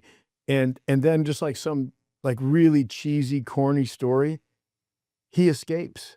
Right, exactly. And gets back and comes to us. Hitchhikes a ride on a 7-ton, Like literally, like some movie you would see, you'd go like, that could never happen. Right. That's what he did. Yeah. And he's walking around on crutches with a through-and-through gunshot wound that occasionally he had to, breed. I guess that's the word, with the change gauze and stuff. And he just would go, like you're working on a fingernail, and be having a conversation with you like this. Wow. And so that was my first meeting with Eric Smith. And I remember walking out of there, I was like, "We're going to be just fine. We're good." Yeah, right, exactly. You know what I mean? Right. It's like, check. Turns out he's quite the deft corpsman as well. Yeah. So the night you're asking about, fast forward, we'd already been through plenty enough together, in that environment to figure out, I guess, that mutual respect had been established, and we liked and trusted each other. He was still my senior. Never lost sight of that. Yeah. And then we did a change of command where John Tulin and 1st Marine Regiment got rotated out. So this is when, this is now the Marine Corps' first bid into this. These are no longer 7-month deployments. We're talking 14 months. Yeah. And so the way they would work it is the units down from the regiment down would rotate at 7 months, and then a new regimental headquarters would come in, reflag it. I think it was, that one stayed as first. We stayed as 1st Marines. That changed later. Anyway, Tulin leaves, and because Eric joined us late, he was going to stay for the transition, if I remember right. And because since I was a reservist, I was supposed to go back with them. And again, I kind of felt it in my heart. It's like, I think I'm supposed to stay. And I remember the Iridium phones. Yeah. I remember I got a hold of an Iridium phone, and I called Sue, and I'm talking like, I was supposed to go home like in a week kind of thing. Been there for, a while, over 7 months plus the workup and everything. Mm-hmm. And we had toddlers. Abby was 4 and Jack was 6. And I'd already just done a 9-month deployment, And I called her. I said, Sue, I don't know how to tell you this, but I think I'm supposed to stay. I feel like I'm supposed to stay here. And she, without even blinking an eye, she said to me, well, do what you got to do. And the whole phone call lasted about that long. And I went and told, division, everybody else I could tell, I'll stay. Okay. I'll ride this out. I'll be the continuity on the staff. Of the regiment. Okay. And now because I've been there so long and I had just picked up lieutenant colonel, I was in that, more senior piece part of the regiment. And I'd watched battalions come and go, great battalion commanders, great battalions, amazing battalions. I was learning a lot. Yeah. But I was watching everybody. Yeah. I was like getting my PhD in. Did any of those battalion commanders go on to? Oh, yeah. Greg Olson from 2-1. Yeah. I mean, Brian McCoy's were 3-4. He was awesome. Willie Buell was with 1-5. He was awesome. I mean, I saw the best, man. Yeah. And I saw their Marines. I didn't do anything, but I was right there watching. And I saw amazing things. And I kept a notebook. And I had the flak jacket, the vest at the time that you could open up and to get to the sappy plate. Yeah. I used to keep a little notebook in there. And whenever I would leave a place, I would, because somehow I also had a premonition I was coming back and that I was going to be a battalion commander. I believed that, somehow in this whole thing, I got another, you're going to pay attention, watch everybody, take notes. This is going to be you, prepare. And that was kind of my mentality. So I would write a note. And anyway, so one night, so the change of command comes, Larry Nicholson came in and we had met him because he was the G3 of the division. He was excellent, impressed us, so me and Eric and Kevin Shea, I think also was going to stay for a while. And so we were all, I remember us being like, okay, we love John Toulon. He's a lion, but there's another lion coming and we're about to fight it out. We're good, you know? And so the change of command comes, we do the regimental change of command guide on switchy. Toulon gets on a helicopter to a C-130 and he's on his way to Ali Al-Salem. He's out. And so at some point, Eric Smith and I should say Commandant Smith and I, were sitting around this tiny table with Larry Nicholson in his office. And we're starting to bring him up to speed. We're in contact everywhere, but it became normal for us. Tank main gun runs going off as we're trying to talk to him, and it had become normal. And it has nothing to do with courage or anything. It just became normal. Yeah. And we're just kind of bringing his situational awareness up. We're talking, and Kevin Shea walked in the doorway and he said, hey, sir, I'm here to set up your comm suite. And Eric looked at me and he looked at Nicholson. He said, hey, while you're doing this, sir, Dave and I'll go into the command post, the COC. We called it something else. I can't remember what the acronym was then. And he said, we'll go and, get the reports and figure out exactly what this is all about, meaning, the battle going on. Yeah, right. And we'll come You back. get your comms set up. Yeah. We're going to go. Yeah, we'll come back and we'll tell you, we'll continue. Yeah. He said, okay. Kevin comes in, we walk right past him, we walk out. I mean, we didn't get 20 yards away. We were still in the building. I mean, not even 20 yards. So we just walked through the outer office and then down in this, crappy old Iraqi building and, wham, just huge explosion, the whole building, I can't remember if we got knocked down or not. What I remember was getting up and both of us turning to run back because the explosion happened in the general direction of where we had just come from. Right. Okay. And I remember thinking it hit the SCIF. There was a SCIF built out, a specialized compartment intelligence facility, where you build this separate little building for signature and everything else that is away from everybody else for the top secret stuff. Right. SIGINT. And I remember thinking in my mind, the weird thoughts you have, it hit the SIGINT shack, which those were my guys, And we start running back through this S1 area that we had just walked through. And what I remember is, again, you're prisoner of your own memory here. So this is just what I recall, is the Marines being unconscious or semi-unconscious. Remember I don't know if you ever saw the Gary Larson photo of the boneless chicken ranch, that photo of the cartoon, boneless chicken ranch. I don't think and all the chickens are laying on, you can Google it. It's fine. But I remember that came to mind, they're okay because they were starting to stir. There wasn't any blood or, but they were concussed. They were out, Again, this is just what I remember. They could have all been doing jumping sacks, but that's what I remember. And Eric and I have talked about this over the years. He remembers the same thing. And we get in and we sit black smoke and it's hanging in the room. Now so we start leaning down and I put my finger on the wall to kind of guide it so it was black, and the wall was hot. And that's when I realized that's the CO's office. They took a direct hit from a 22 millimeter rocket, which looks like a telephone pole. Yeah. The engine's like 100 pounds, you know? Oh, yeah. And so we go around the corner to get to the door, and there was a rack, a classic, one of those old metal racks with the springs across it, you know, where the thin mattress lays. And it was a double door, and the double doors got blown out when the explosion happened. And then what actually ended up happening was the rocket hit the window at an oblique, and what we think is a lot of the blast went down the wall, but the engine peeled off and went inside the room and just began like a blender. Oh, wow. And crushed everything, Dave. I mean, there was a wall locker, a desk, and everything. And what I recall was there wasn't a piece of furniture left bigger than your thigh. You know, we get to the door, and the what I remember was the rack had been like pinned up against the door like a fishing seine, and all this detritus was pinned up against it, and we were pulling on the rack to get into the door. We couldn't get in, and Eric ducked into his office. He had a flashlight.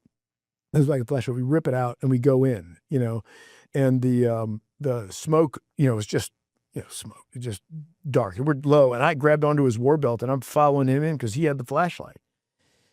And I remember looking down, and you know, the pike on the bottom of the guy. So the national colors and the regimental colors were crossed behind the CO's desk. You know, Right. his commander's office. And I remember looking down, and the pike from the bottom of one of them was broken off at the wood and sticking through a piece of the wall locker door. And I remember, like, again, your mind is bizarre. I remember thinking back to like grade school when the nuns would talk about how the force of a hurricane could drive a blade of straw into a telephone pole. Yeah. I remember thinking, oh, that's what that is, you know? Yeah. And then things were sparkling in the light, and they were the regimental, the CO had a bag of regimental coins in the wall locker, and they had gotten busted open and were on the floor. And so in this gray, the gold and the red and the blue of the coins were sparkling. Huh. Yeah, these are things I just remember, you know. And we get to Nicholson, and Eric got there first. And what I remember and what he remembers was that the national ensign was like confetti. It had just gotten shredded. But the regimental colors were draped over him like a blanket. Like someone had gone like this and covered it. Wow. And Eric, and we still talk about this, Eric pulled this happened in a matter of like minutes, because before long people start running in the door, you know, and people will swear they were the first ones in. I'm just telling you what we remember. Okay? Right. Yeah. You know, so we roll him over, start buddy checking him, and Eric brought out his hand in the flashlight. I remember, so I'm holding him up, and he's buddy checking him, and he brings his blood out, and we roll him over a little more. I look over, and he's got this what looked like a grapefruit-sized wound in his back, and he's now aspirating. And so then, you know, I remember thinking, this is bad. You know, this is bad. He's grievously wounded. And then this Captain Brickhausen's face comes out of the smoke and says, "Hey, sir, it's Major Shea. I think he's dead." And that's what I remember hearing. And I followed him back into the smoke, went down, and we found Kevin. He was clearly dead. And then the room started filling up. Was that the same guy with the zipper on the door? No. Oh. Yeah, Kevin Shea was the guy. Yeah, that was the guy. Yeah. Wonderful guy. Yeah. I mean, brave, wonderful, talk about survivor. Way better of a Marine than I ever would have aspired to be. Phenomenal human being. Just amazing guy. So I start looking up, and I realize, okay, the CO's down. The XO's with the CO. The room is filling up. I got to get to the COC. So I tell Eric, "Hey, I'm going to the COC." He goes, yeah, go. So I go. So going to the COC, and set River City, announced to the COC what just happened. We took a direct hit. Lieutenant Colonel Smith's now in command of the regiment, and I think I even said something along the lines, we lost Major Shea. Yeah. Pick up the phone, and I basically said, "Hey, get Colonel Dunford on the phone." Gets him on the phone, and I said, "Sir, it's Dave. We just took a direct." And I told him the same thing. And what I remember him saying was, "You're shitting me," because I just remember thinking that's not something that this ultimate professional person would say. You know. Yeah. He said, "You're shitting me," and I said, "No, sir. we're good. Eric's in command, more to follow. And we're in contact, all over the place. He said, okay, keep me informed. Just total pro, not like 10 questions. He dialed in immediately and like gave me, he gave me very concise orders that I would easily understood and executed. Yeah. Then I remember thinking, and this is what happened.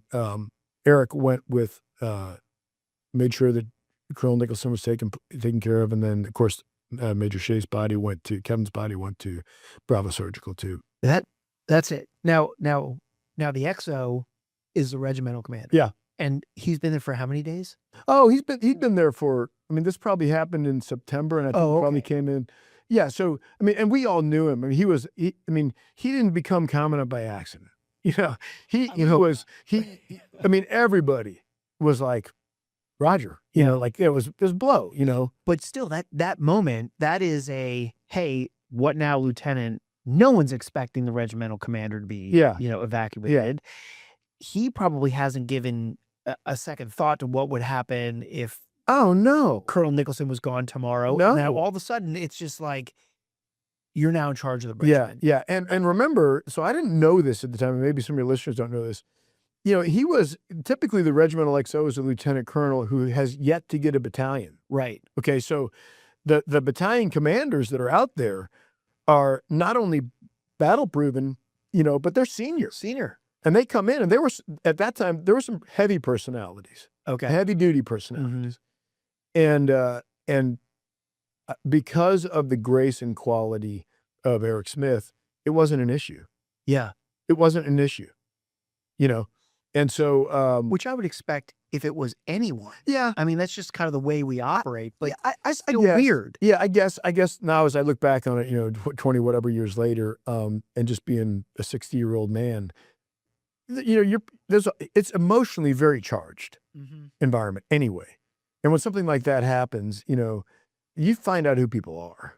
When those environments, you figure out who people are. No, you can't pretend, But I think everyone had agreed that as tragic as that was, and it was only a matter of days until they sent another regimental commander in. But, mission continues. Yeah. And anyway, yeah. And then, I think you've heard me tell the story about the chaplain showed up, and thank God, again, this chaplain who I had met in the first deployment with Task Force Scorpion, Bill Devine, he came in. So the commandant had called a meeting, like at some point we just consolidated the staff that night, and we're in this like big conference room thing. And I just remember like everyone, like what happened when bad things happen with Marines, like, and you call a school circle or a meeting, like they get really close to you. It gets it's a natural thing, but the Marines will come in really close. And I remember being like really close. And Eric's giving his guidance or whatever. And this sounds like a cheesy movie scene too, but this actually happened. Okay. Father Devine walks in, like blows into the conference room. He's the division chaplain. Bill Devine, now a parishioner in Boston, South Boston guy. Okay. Yeah. Little bantam rooster. And he's like, everybody out but you two. And he looks at the master guns and goes, get everybody out of the room. And the room cleared. Except for who? Me and Smith. Okay. And I don't know how he dialed all. He understood, And he busts out his vestments. Smith's a Catholic, and so am I. And he gave us communion, blessed us, and told us to get back to work. Wow. Yeah, huge. So when I got promoted to general officer, a Brigadier General Eric Smith promoted me. And did you really? Yeah, and Bill Devine had retired, so I was a reservist. So I decided to do it in St. Louis, where I grew up. Yeah, and we flew. Sue and I flew Bill Devine in, and he did the invocation. That's awesome. That was cool. Yeah, that's very cool. Yeah, still keep in touch. So it's not your story to tell, I know, but can you give listeners a little bit of an insight into that, that moment of the, what now, Lieutenant? You're the regimental commander. What did you learn from that could be passed on to a listener about like, hey, you never know what you don't know, and you certainly never know when it's going to happen, but here's what I saw be successful. Great question. Yeah. It's the basics, man. Nobody could have imagined that could happen, but Smith made I was watching. Okay. That whole deployment, I got to watch amazing people, amazing battalion commanders, amazing sergeants, like my expectations and understanding what Marines were capable of, if they were trained right and led right, changed incredibly in that 14. I was there for 14 months, So I got to see every battalion rotated, and I think I counted them as like 20 battalions. Wow. And so, and they're all different. They're all different.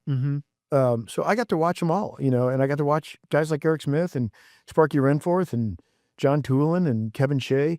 And so what Eric's approach was, to answer that question, as I'm picturing it in my mind, was he made the problem simple. He remained calm, maintained his bearing, not emotional. And he basically said, here's what we're going to do, task, purpose, end state, dismissed.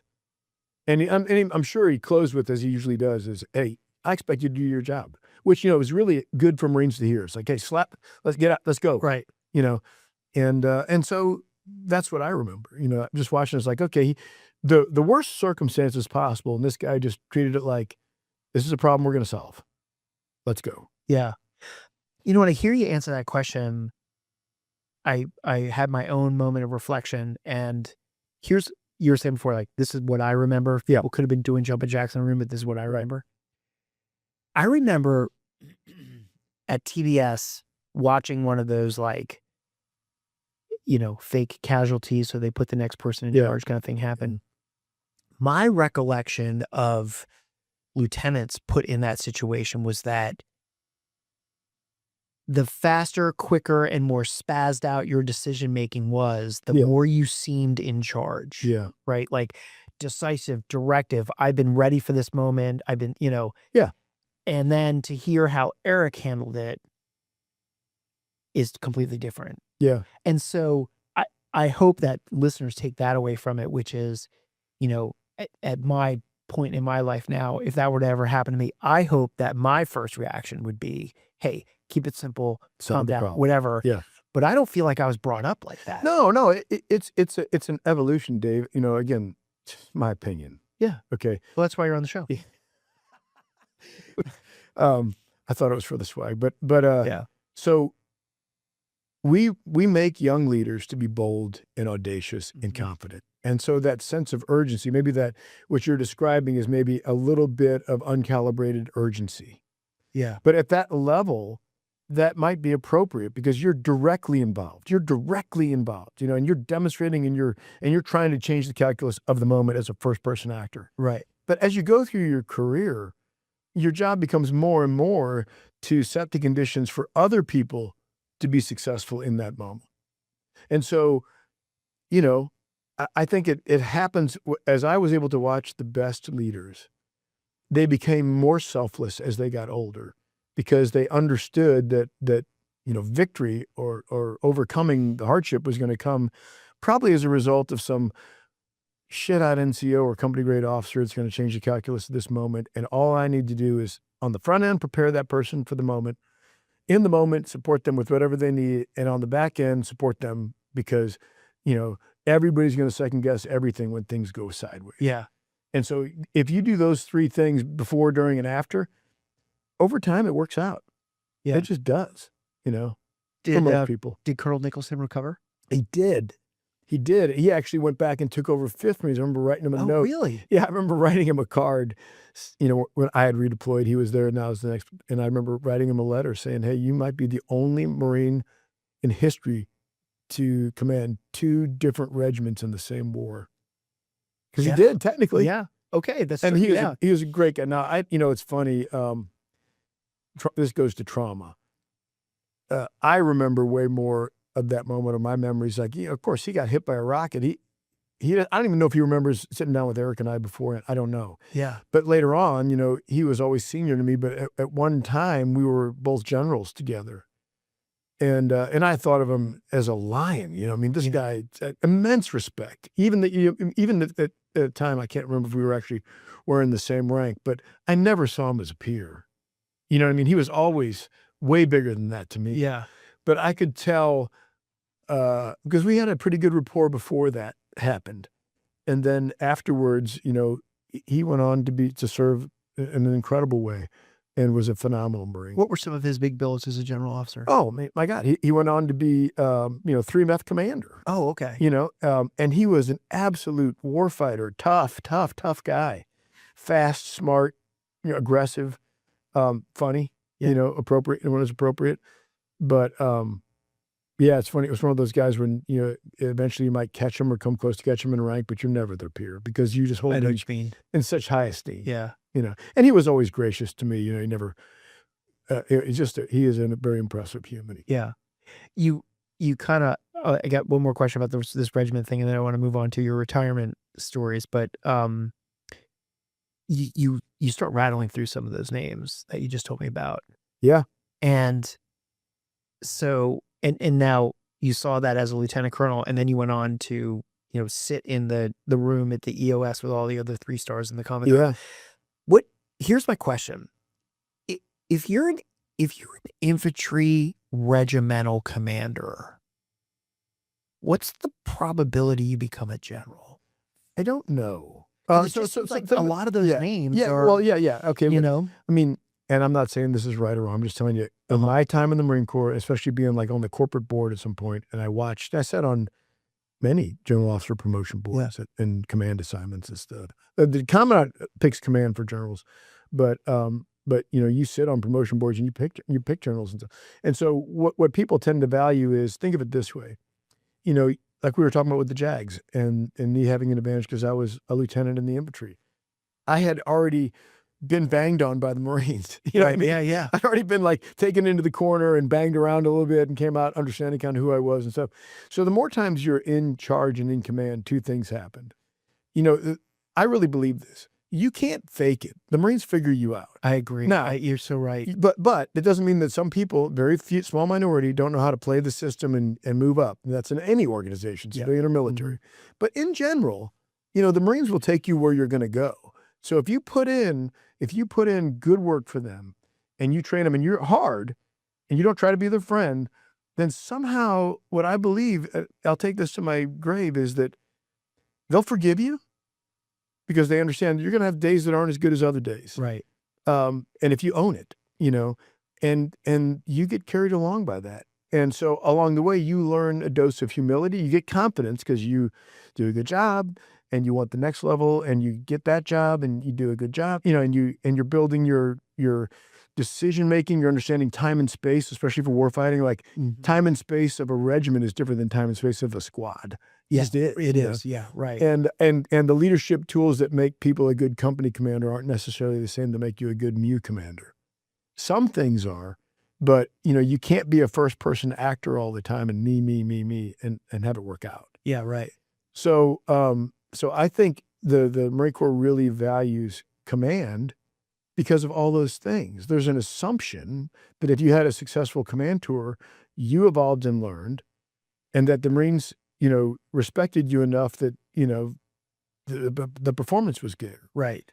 And so as you go up the chain of command, it's much more likely for ground combat, for infantry in particular, for somebody that was a MU commander or a regimental commander, both colonel jobs, than somebody that never had command. Because that person also had battalion command and company command as an ops. I mean, he's had multiple chances to fail. Right. And he didn't, or she didn't. And you end up in that room and there's kind of this mutual understanding. It doesn't mean though, but at every rank, to include 3-star general, definitely happened to me, you flame out. That's as far as you're going to go. You don't demonstrate enough to go to the next level. And that's okay. You beat the odds anyway. I've said this to you before, but like sooner or later, the Marine Corps tires of us all. I mean, let's go home with grace. Right, yeah, exactly. You made it to 3 stars, man. Come on. And you shared the company of amazing people for 35 years.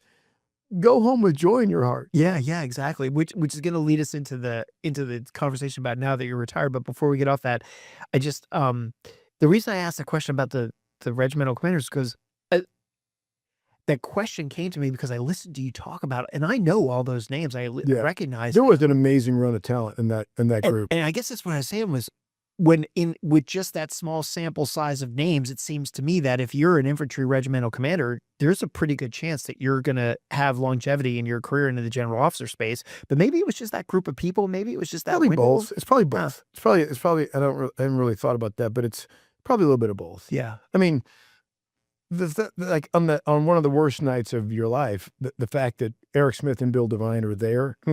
I know That's divine providence, man. Yeah. You know, so those are things that just tend to work out. But yes, you're right. And you can assume that if somebody has colonel command, he or she is a candidate for general officer. Yeah. How they rack and stack against their peers, yeah, who knows? Fascinating. Yeah. Yeah, it's such a long shot to make it. I mean, the odds are so ridiculous that at the end of the day, you have to understand there was a whole lot of luck involved. Right. Because there's plenty of the people that every single one of them could say that person was better than me. Yeah. So you got to go into that with a dose of humility. I just recently had Sergeant Major Ruiz on, and Overrated. Okay, you're just jealous of his hair. So True. And so it's possible that his episode has already come out by the time this one comes out. But one of the things that he and I had this interesting conversation about was I just asked him, I said, how much did you learn by sitting around and watching the EOS? You know, when you got to observe some of it. And he goes, I learned a lot by watching how the commandant handles. He's like, sometimes he throws meat on the table, sometimes he just whatever. And he said, and I've taken a lot of that back to my sergeant major symposium, and that's how I kind of learned my executive. I was asking him how he learned his executive skill set. You know. Yeah. So he's different. Though. You're asking. So Well, I've never saw anybody that paid more attention to all of these things you're talking about with an open mind than Carlos Ruiz. He is. I mean, I worked with amazing sergeants majors. You know, for listeners don't know, he was my sergeant major. He and I worked together. Yeah. And there's episodes of you guys talking together. Yeah. That's right. But I mean, I would get, at first, I kind of saw myself as more of a coach than a teammate initially, you know, very early. Right. But by the end, I would have to like stop watching him and remember hey, we're performing, you know, we're in this thing together, because he would be blowing me away. Well, yeah, and I know that because of all the stuff I had to edit from your segment out, and I didn't have to edit any of his. Right. Perfect. So, of course, he has all kinds of handlers. So, but his, but his answer to that is kind of what's driving this next question. Was I asked him? I said, when you have your sergeant major symposium and you kind of throw a topic out there, I said, do you know who the first person that's going to speak every single time is going to be? And he said, yes. Yeah, you know, they all do. So I'm curious, like when you were in your EOS, like, and something throughout, like, did everybody in the room know, don't say the name, but did everybody in the room know who was going to talk first? Depending on the topic, the commandants are, you know, they're the best of the best. You know, I know everyone's got strong feelings about commandants. I try to be dispassionate because, again, I was a reservist in the room kind of thing. I always remembered, man, I'm lucky to be here. And I was always a student, you know, and different commandants, like, because I was in the EOS room, not as a voting member, but I was in the EOS room itself. Let's see. So for almost 7 years. So I was in as a two-star, because meaning that so for some business of the Marine Corps, the commandant uses the EOS, which is the 3 stars of the Marine Corps. Typically, that's generally what it is, and the 4 stars. And for times when there's discussion and voting on things, you know, like, hey, he knows he's one person, and so he wants to. There's some issues that he's going to hold for himself, and there's other issues he wants people to even vote on. You know. Yeah. And so. But there's broader topics about the Corps and the priorities and the threats and all those things where, like, for instance, when I entered that room, General Neller was the commandant, and I was a 2-star component commander, meaning I was in charge of Marine Forces South. Right. And I was invited into the room. I could attend probably 3/4 of the meetings. I was on the end of the table, you know. At least you're at the table. Yeah, but right. And I got to sit next to and watch amazing leaders, Jody Osterman, Eric. I mean, all these people at the executive level, and I paid attention. You know, like, wow, and there's personalities. You know, some are super hard, throwing lightning bolts back and forth, and others are like philosophers. You know, just everybody different. And so the commandants constantly, the ones I watch, were constantly mapping. Now, as I got to be one of the more senior people in the Marine Corps towards the end, the commandant sometime would come to me and say, "Hey, I want you to hold a strong line on this, or I want you to stir it up a little bit, or whatever. Okay. I want you, hey, could you mind talking to so-and-so? If it's a new member that doesn't quite know the rules yet or whatever, struggling, like, and that's kind of a cool place to be because you're just an enabler at that point. Yeah. And I was very humbled by that. It was really cool. Yeah. Now that you're Mr. Bellon, Yeah. coming up on your 2-year anniversary of that epic day, what are some of the things that you look back on and say, like, okay, never saw that coming as a civilian, or I never thought that would be an issue. I wish I had prepared more for it. What are As some a of the, civilian, yeah, but looking back on things like, hey, here are some things that I wish that I had learned, yeah. done differently, and or what did you discover in the civilian world after your time in the Marine Corps that you were like, I never saw that coming? Okay, a couple of things. First of all, acknowledging the fact that I was 58 years old when I got out of the Marine Corps.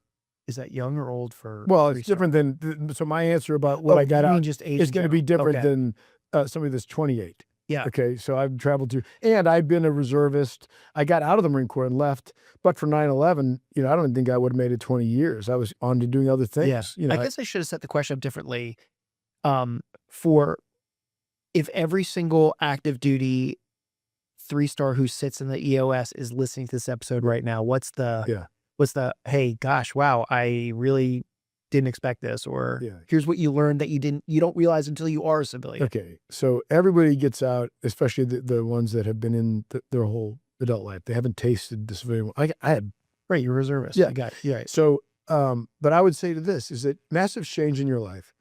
Forget about what you're going to do. Don't, the question you have to answer is, what do you really want your life to be like? And then whoever's in your life, like for me, it was Sue, you got to make that decision collectively. Mm-hmm. And then before anything else, where do you want to live?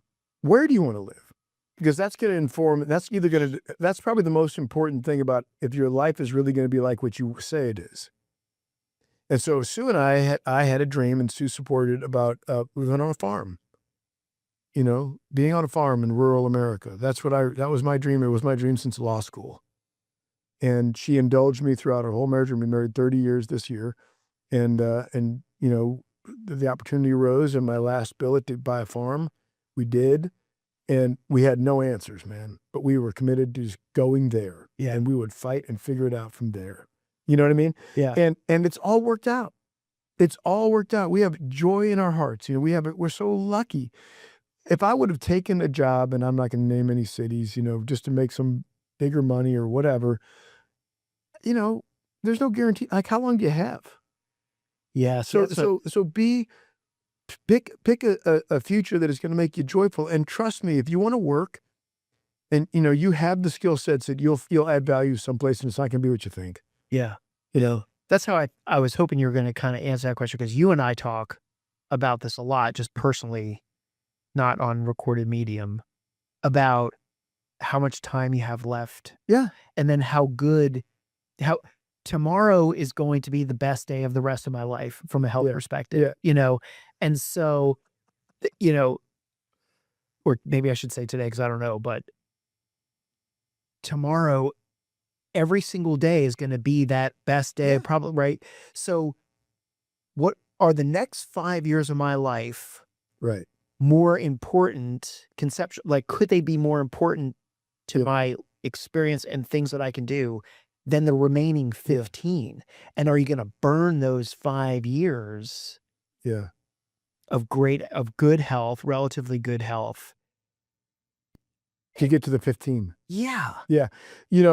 So I've changed on this, because I was always a burn the time and set the conditions for future success. And that's just how my mind worked, right? But then you get there. And I could give you all kinds of vignettes, but I'm not the same person I was even 2 years ago as far as physically. We had a calf born. It was a big calf, and it got sick, and it was down in the pasture, and we bottle fed this thing, was wrestling with it, And at one point I had picked him up and was carrying him over to the gator, and he was probably 125 pounds, And Sue got on me afterwards. She's like, "Hey, that's how you have a stroke. Yeah. You're not 35. you're 60. And you realize how strong you think you are, because I'm out there like carrying it probably 150 yards and it was smoking me, Yeah. and in the mud and stuff. And she got on me about that.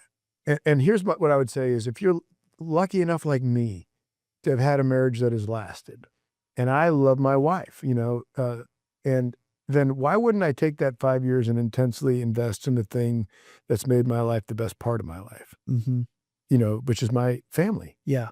And I need to do some repair work with my kids. I have not been as good of a father as I should have been. I have a great relationship with them, but I know I probably could have done a lot better. And so now I got the time and bandwidth to do it while they're in their professional, they're adults. Yeah. And just to let them know they're loved unconditionally and support them. And those are the things that matter. Like the work and the money, how much do you need, man? I know. Yeah. It's interesting when you come to that perspective. I was talking to a friend of mine and I just said, like, look, envy is the thief of happiness. Oh, for sure. I mean, just you can't measure yourself against other people. You can only measure yourself against what makes you happy. Yeah. Because if I try to measure who's the person you aspire to be?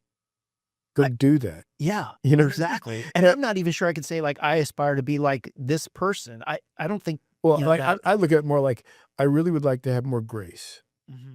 I would really like people when they roll up to me is that I'm still strong and formidable, and then in a way that I will square my shoulders and help, and that if I say I'm going to do something, I'm going to help. I'm not going to be a pushover, but I'm going to be a person that if I show up, you feel good about that. Right. And I'm not there, and I probably will never get there, but that's kind of, that's how I'm trying to live my life. Yeah. It's just kind of interesting to hear how people reflect on their lives after they get out. Yeah. So but it's funny. Most of my peers, my buddies, they're pretty happy. They're pretty happy. You and I've talked about this before, so I'm not saying anything that's going to shock you, but I can't think of anybody in our friend group that's unhappy. I know. Not a single one of us. And their families have done great, and their kids are thriving, and their professions, you ride the hurricane of your profession, Yeah, exactly. And at the end, if you sustained effort, tends to work out. Yeah. Being honest and a sustained effort tends to work out. I don't, of our group of friends that were in the Marines, I can't name a single name of somebody who's like, it's really unfortunate that he's so happy or she's so unhappy. I don't have a name for you. And if they are, it's because they were miserable even when we knew them. Not naming names, right? But you know who you are. Yeah, exactly. But well, this has been great. Thanks for coming back. I really appreciate it. And thanks, Butter, for I should let my therapy dog join it. Exactly. Yes, she's sacked out. She's had little puppy dreams down there. It's kind of cute. So, well, that's great. So thanks a lot for coming on. And I hope this isn't the last time we get together. I'd love to do some joint episodes with you. Yeah, kind of fun. Let's do it. Next time you land Sergeant Major Ruiz, I'm coming in. I'm going to polish up my cross-examination skills. And I can fit a third chair in here. Yeah, we're gonna put him on the hot seat. Yeah, great. By the time the next episode comes, I'm going to have my little Moments in Leadership sign up here. I'm going to have it's like, look at you. Yeah, dare to dream. Well, I think what I'm going to do is change some backgrounds in here a little bit. Put some artillery stuff up. So yeah, because that's what it is. All right. Hey, thanks a lot, Dave. See ya.